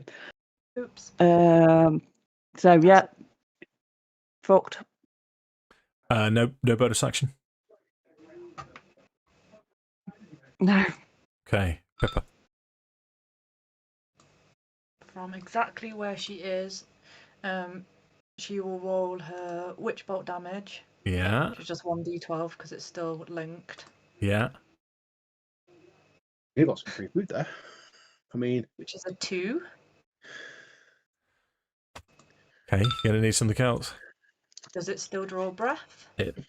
Well, no, but not an. Oh well, not, technically. Yeah. Then she will cast a firebolt, the cantrip. Okay. Oh, it's not great. 18. 18 hits. You need big numbers here. Leah, come on. No, Come on. they're not forthcoming. 4. Dude, you deserved it, but it's not happened. That's fine. Yeah. So it's exactly where she is. Yeah. It's severely injured now as it's sort of doing that Terminator thing where it's trying to hobble towards its intended victim, which is Tala. I rescind that. I am going to move. Pippa has a moment. Pippa has a really big moment. Yeah. She's outside. No one can see her. No one from her party knows where she is. This is the 3rd time today we've got ourselves in real trouble. Pippa doesn't want to die. Pippa's not a hero. Pippa could leave.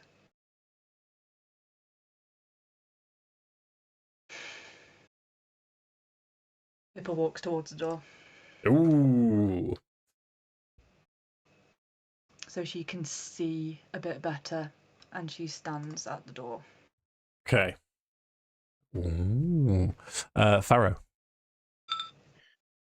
Well, I think we know what we're going to do here, Dave. I think we're going to bonus action move me Hunter's Mark over, which you've already done for me. Thank you very much. You're quite welcome. And we're going to grab him right, hopefully. Come on. In fact, he's going to go there. I wonder why. I'll take the free advantage. That's a 16 to hit, which misses, I believe, Dave. Yes. Bloody dice today. Will it get another He's done a good roll turn? beating me brother. No, it won't, Dave. That's a 25 to hit. Yes. So that is 8 points of slashing, 3 points of force. Where's it gone? And a D8 extra from Colossus Slayer. Do it. 6. 14, 17 points of damage. How would you like to kill it? Woohoo! I think it's just lazy. So I think this thing's almost hobbling and it's on its last legs, and he's just going to kind of walk over and just casually underhand with the scimitar, just a casual underhand swing, and just lop its head off. Okay, yeah. So as Pippa decides to rejoin the party, you see Farrow dispatch the last of these mechanical beasts, as you can still hear mumbling sounds from the back room and the sounds of a child crying. What would you like to do? Barry goes straight for that door. What do you? Yeah. Full pelt. He's going straight through the door at full pelt. Yeah. Jeez. Shoulder first. Nice. So as you shoulder open the door, it's a back room, it's a storage room. So there's very neat boxes with screws and wooden dowels and tools all over the place. And you can see lying in the corner an elderly, portly gentleman dressed in appears to be sort of like jester clothes, but they're very dilapidated. And a young boy just hugging his knees, sandy-coloured hair, rocking backwards and forwards that you recognise as Yaska. As the boy looks up in shock and fright, and he'll say, "Run, run! They came to life! Run away!" Not anymore. Was the old man tied up as well? Sorry. The old man's tied up. Yaska's just rocking backwards and forwards, holding his knees. So, Who tied you? if you mean the toys, they can't hurt you anymore. And he's going to kind of slowly put his swords away. And he's going to go and untie the old man. Okay. He realizes he's a large, very nasty looking like man with missing an eye, carrying two swords, and probably isn't doing this kid any favours. Yeah. Okay. So the rest of you now look into this room, and you can see that it is Yeska, and he's clearly petrified. Does anyone want to do anything, say anything, as Farrow is untying the other figure? I think Tala will. Sorry, Josh, go I mean, Horace would probably kind of be a bit taken aback by the scene, but then I think he'll kind of almost like maybe trying to good cop, bad cop it a little bit, and almost like kind of grab the boy by his shoulders and be like, "What have you done, boy? What did you do?" Like, Right. Hear a little shake. Nice. Roll intimidate then. Yeah, we love intimidating kids. Yeah. Huzzah. This 19. This campaign just changes people. So he 19. First thing you realise is happening that there's sort of a wet splattering sound as I didn't want him to piss himself. you've rolled a 19, mate. As What did you expect? he says they came to life. They came to life. I didn't do anything. I hid. I just hid. I didn't do Forrest, it. Enough. Put the child down.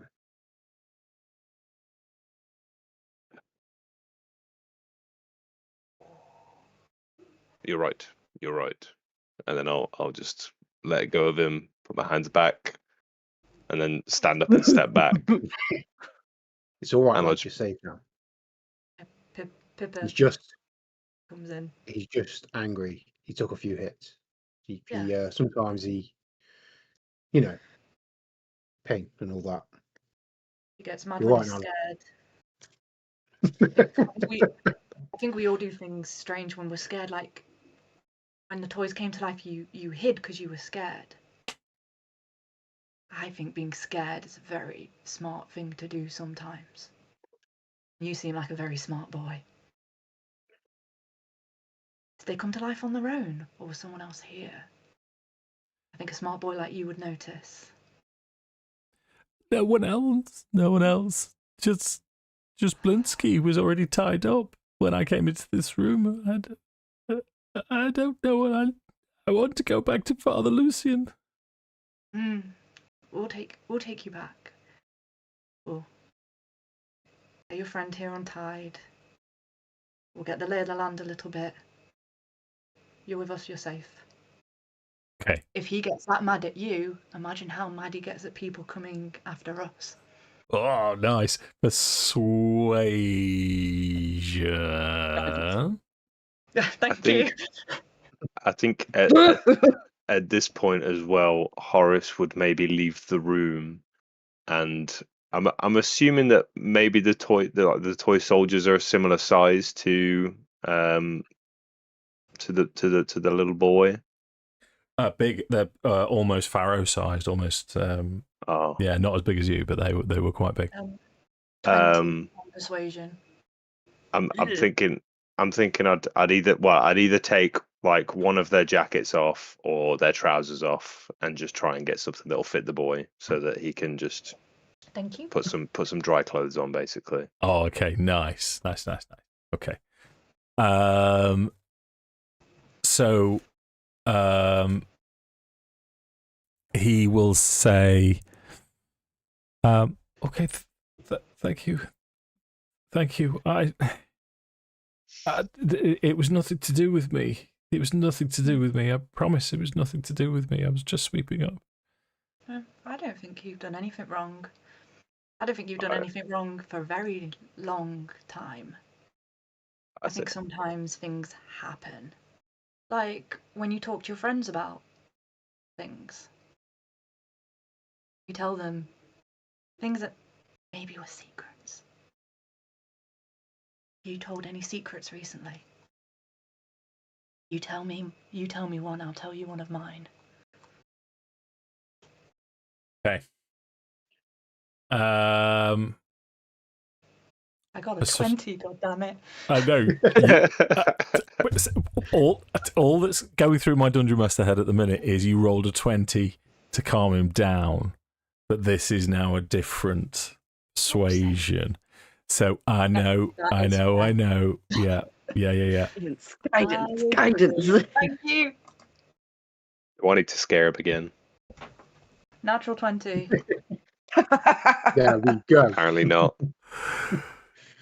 That's 26. smashing. I am just so I can say that out loud and write it down because this clever technology thing. We're at almost 2 hours. So by the time I edited it, we'll be able to watch on repeat Leah going.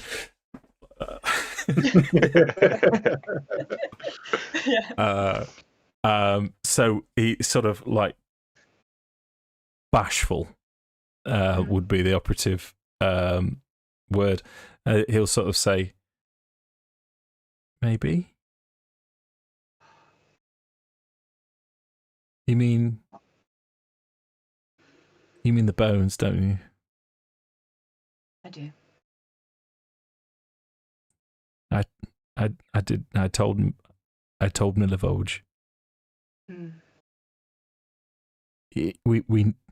He said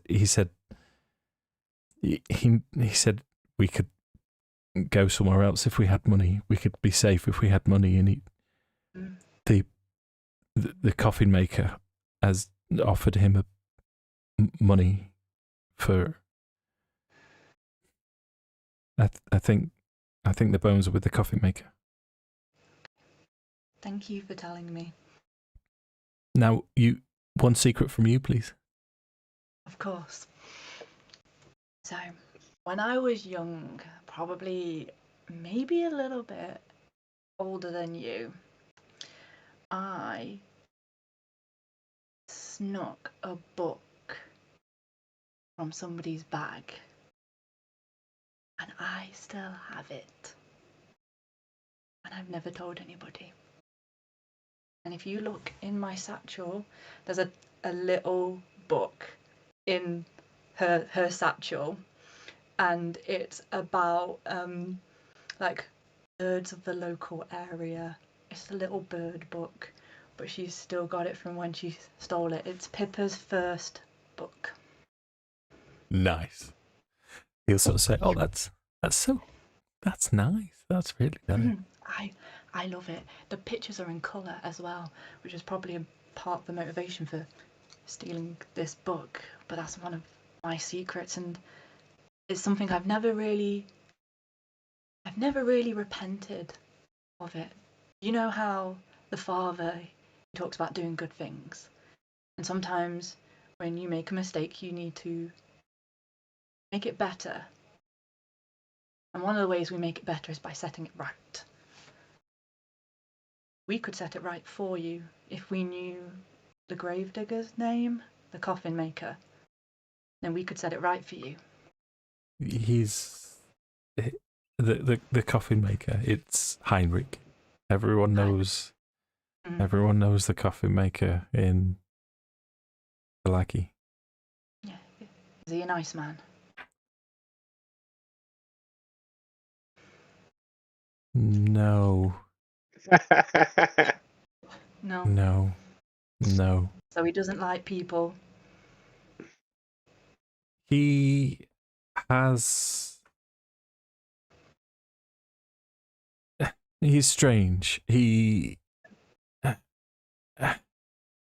hear him sometimes as children as we're playing, and we know he's there by himself, but he talks to other people. Hmm. And we've been in. You say you snuck the book. We've snuck into his house, and there's no one else there, but we've heard him, and we've heard other people, different voices, lots of different voices. So you're smart and brave. Well, please don't tell Father Lucian that. No. But you should tell Father Lucian about your book. He will forgive you. I just might. Is there anything else? Anybody? We'll take you back to the father, and I keep all my secrets. It's probably worth getting Minovich. Oh yeah, where would we find Where? him? He will say, Milivoj, he might be at the coffee maker's shop, he might be with Heinrich, he might go back to the church. Okay. But if he finds out I told you, he will be very angry with me. He's a very angry man. Yeah. Must be very scary. Well, Is there anything he's not angry about? No. No. Couldn't even give him a pie.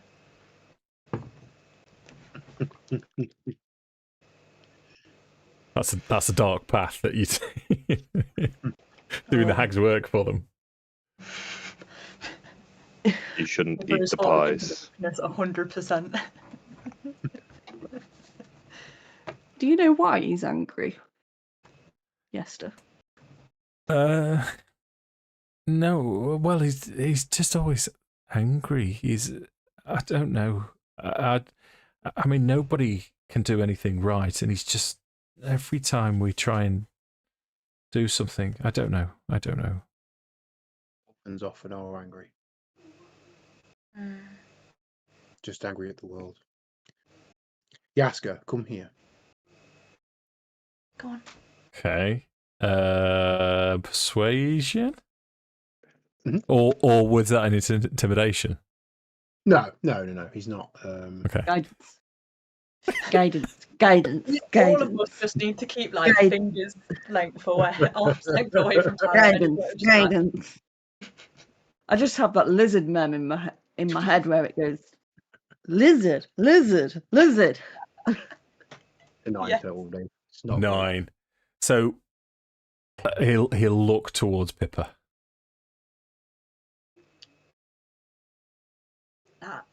That man there saved my life about 3 times today. I trust him. Okay, yes, sir. What can I do for you? There is no shame in being afraid. None at all. Hold your head up. You did the right thing. Even the bravest people feel fear. Bravery isn't the lack of fear, it's action in spite of it. I want you to remember that. Thank you, sir. I will try. And you can see his. I've been in time for the last 5 minutes.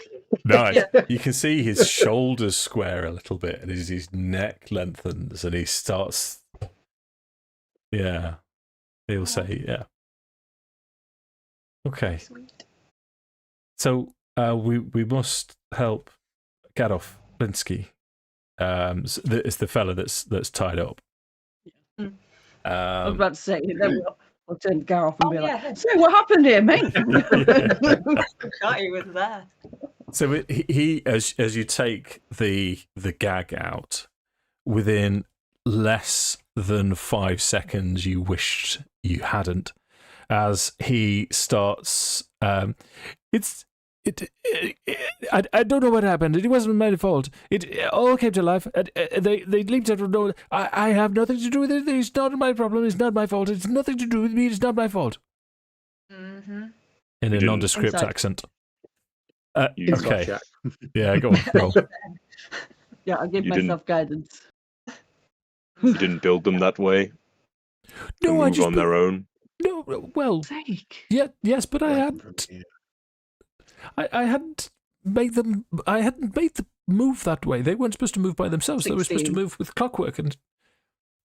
Okay. By themselves. Well, no, not by themselves. They're just toys. But they came to life by themselves. Right.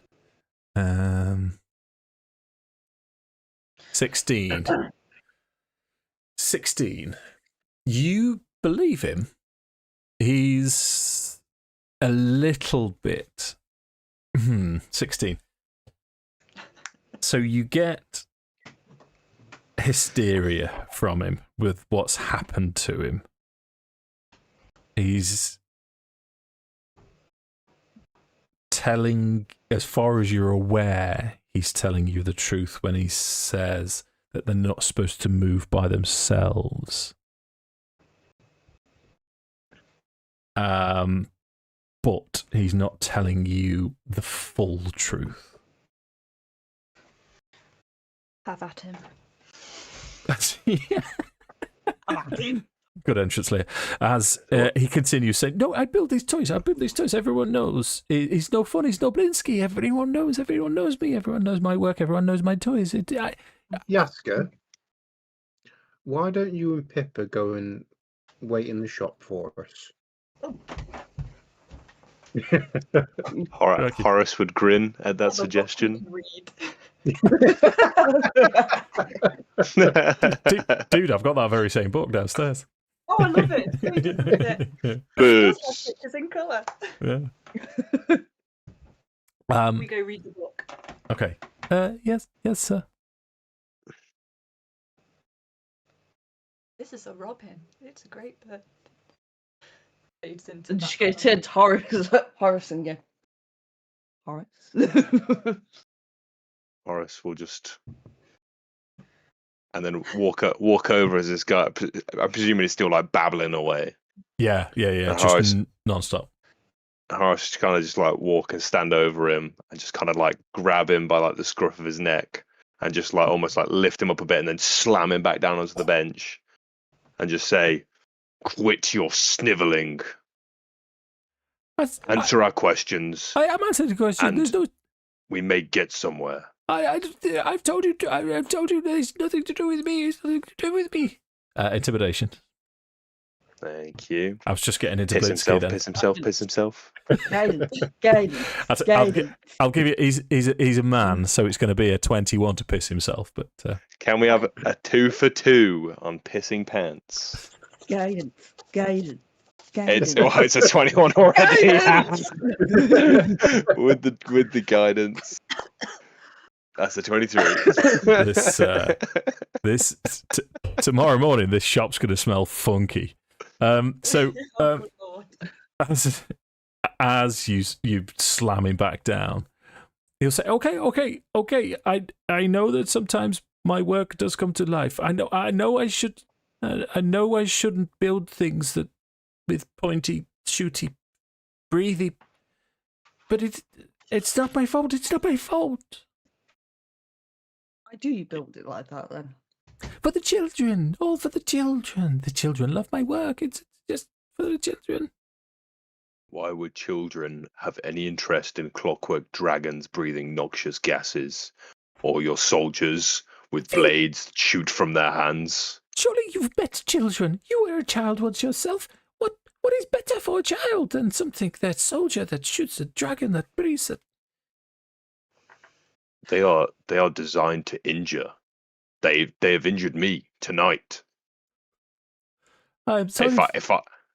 If I can't take one such, if I can't handle them, how in the hell is a child meant to deal with those? Well, they weren't supposed to come to life like some of the others did. It's not my fault. I don't make them to come alive. I just make them, and sometimes they do come alive. It's not. You're aware that they come to life, then it is your responsibility to ensure they are not a danger to others. Okay, let's I issue have. this one warning. But if I have to come back here because your toys have hurt somebody, it will be the last thing you do on this earth. Do you understand me? I understand. Yes, I understand. Roll your intimidation to see if he can change the man's life. Shit. So this is a flat roll because I have 0 charisma. Come on, Tom. No, that's just 7. Ooh. Okay. With a 4 from guidance for 11. 14. But as you say this, he'll say, "Yes, of course I would not wish to put someone in danger. No, please, no, please."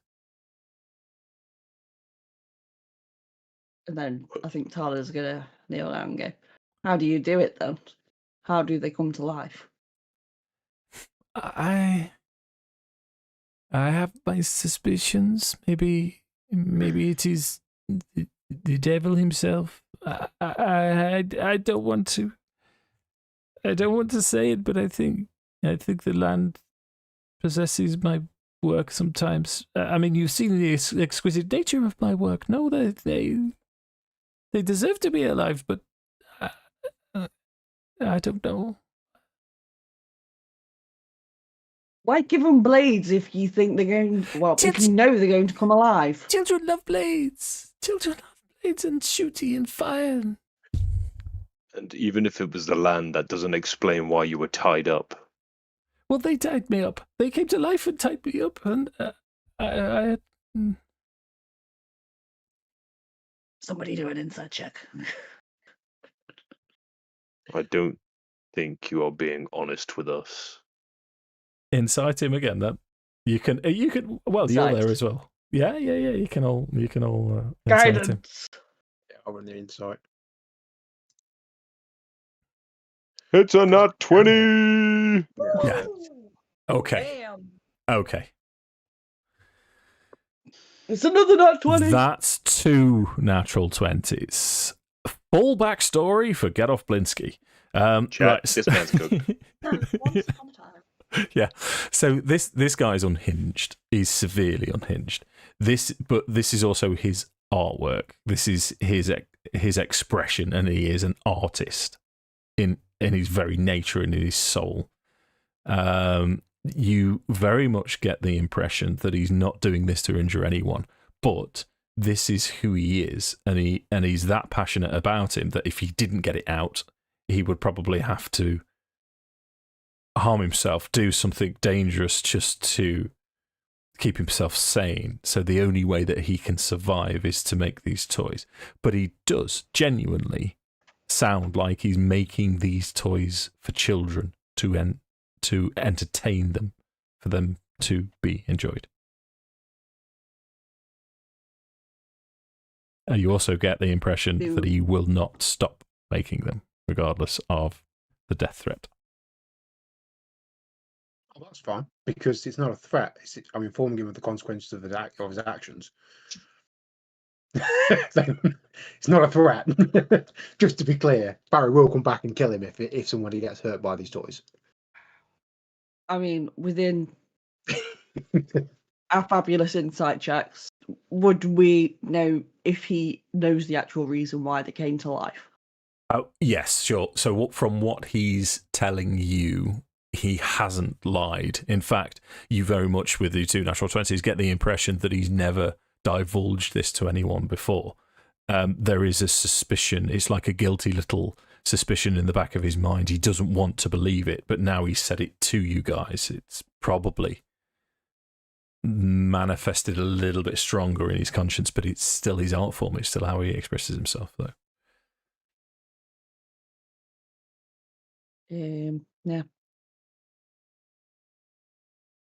I think either way then, unless anybody else has got anything to add, we get the kid back to the chapel, or the church. It simply raises, as Farrow said, he's making a promise that if this man is to harm a child, or one of his creations is to harm a child, then we'll come back and finish him. But it's only a matter of time. Are we really going to wait for one of these things to injure a child and then come back and finish the job? I'm not suggesting that we kill him now. I don't think that's the way forward either. But it doesn't sit right with me to leave him to his devices and just wait for someone to get hurt, especially a child.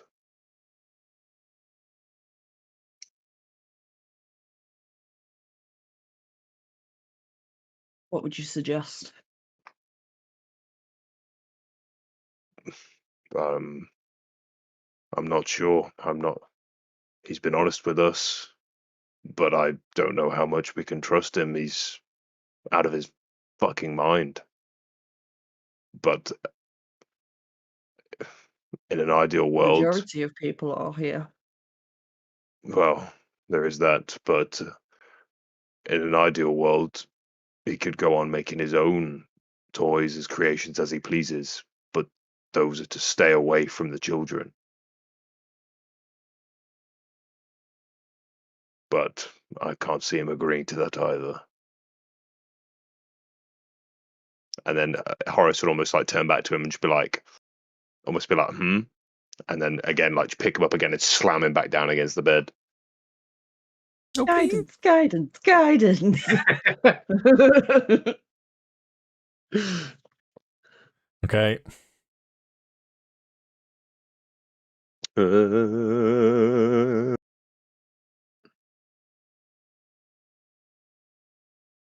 Not quite as tasty with the D4.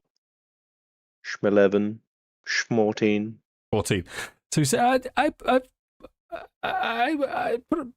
promise I will not make things I do not make things to hurt people.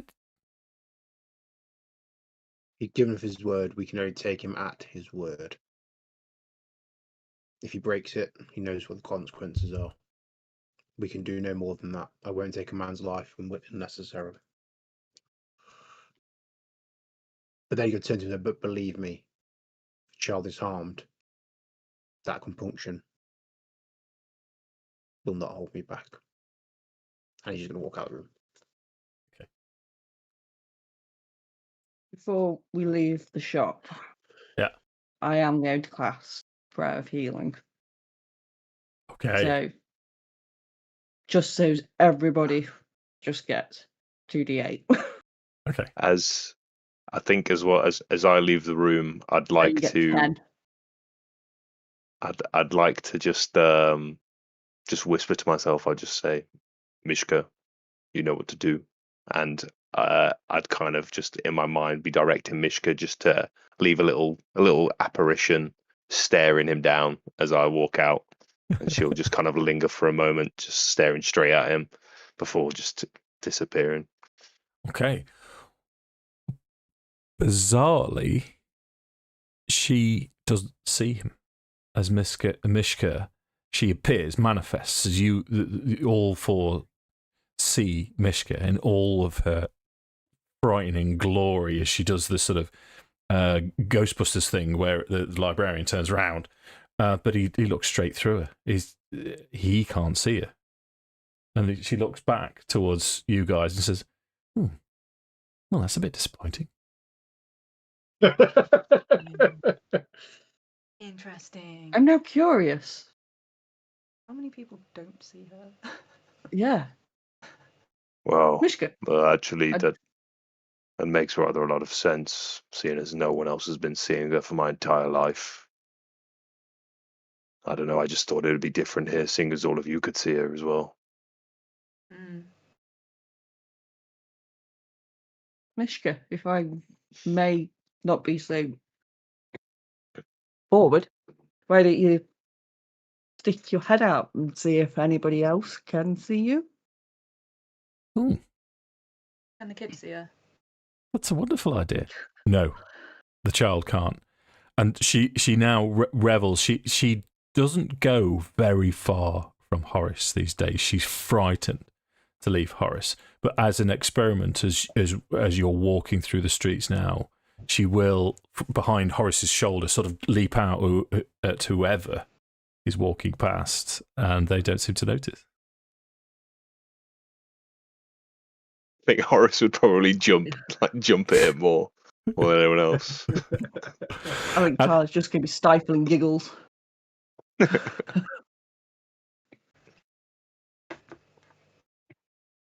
But yeah, everybody gets 10 hit points back. Oh, thank you. Thanking you. That is the amount that I lost, so that is beautiful. And if you had any benefit of a short rest, if you gained anything back, you get it back. But I think we established that wasn't. Yeah. How is everybody looking? I do have 2 spell slots left. I can chuck some cure wounds around if we need them. I'm full health. I'm all good. I have been better. Okay. In my Ditto. time. I think Horace is worse than me, but I'm at half health. I'll give you 1 each. Seems fair. Thank you. Thank you. So for Horace, another 10 points healing. Thank you very much. And then for Tala, you get 11 points healing. They're poor rolls on D8, they are. Oh, it could be worse, mate. 11's about average, Could isn't be it? worse, Well, yeah. And I suppose so, yeah. Actually, no, it's exactly average. What I was going to say, are you leaving Blinsky now? You left him behind. So just to finish this part of his story, as you leave, you can hear him talking to himself, and he's saying, "Oh, I know. If what I will make now is one big man here and one little man here. The big man hits the little man, and the little man pisses himself. The children, they will love this." Well, so long as it's not going to hurt the children, Frank doesn't care. Okay. So we'll round it up. We'll bring it to a conclusion for this evening with me asking you. It's nighttime now. Mm-hmm. You've got Yesa with you. Yep. What would you like to do? Take him back to the father. That's kind of what we said we were going to do. And then Yeah. I think we're going to have to rest before getting these bones back, though. Yeah. I am a firebolt maverick from now on. If you like firebolt, I can help you. Firebolt Maverick. I'm just trying to think what it's not a band name. It's Firebolt Maverick. What would it? It could be. It's like a sequel to some kind of franchise. You know, it's not the name of the franchise, but it is the sequel. It's the title for the sequel. Oh yeah, like ooh. Ooh, 2. Yes. Firebolt Maverick. Blah blah blah blah blah.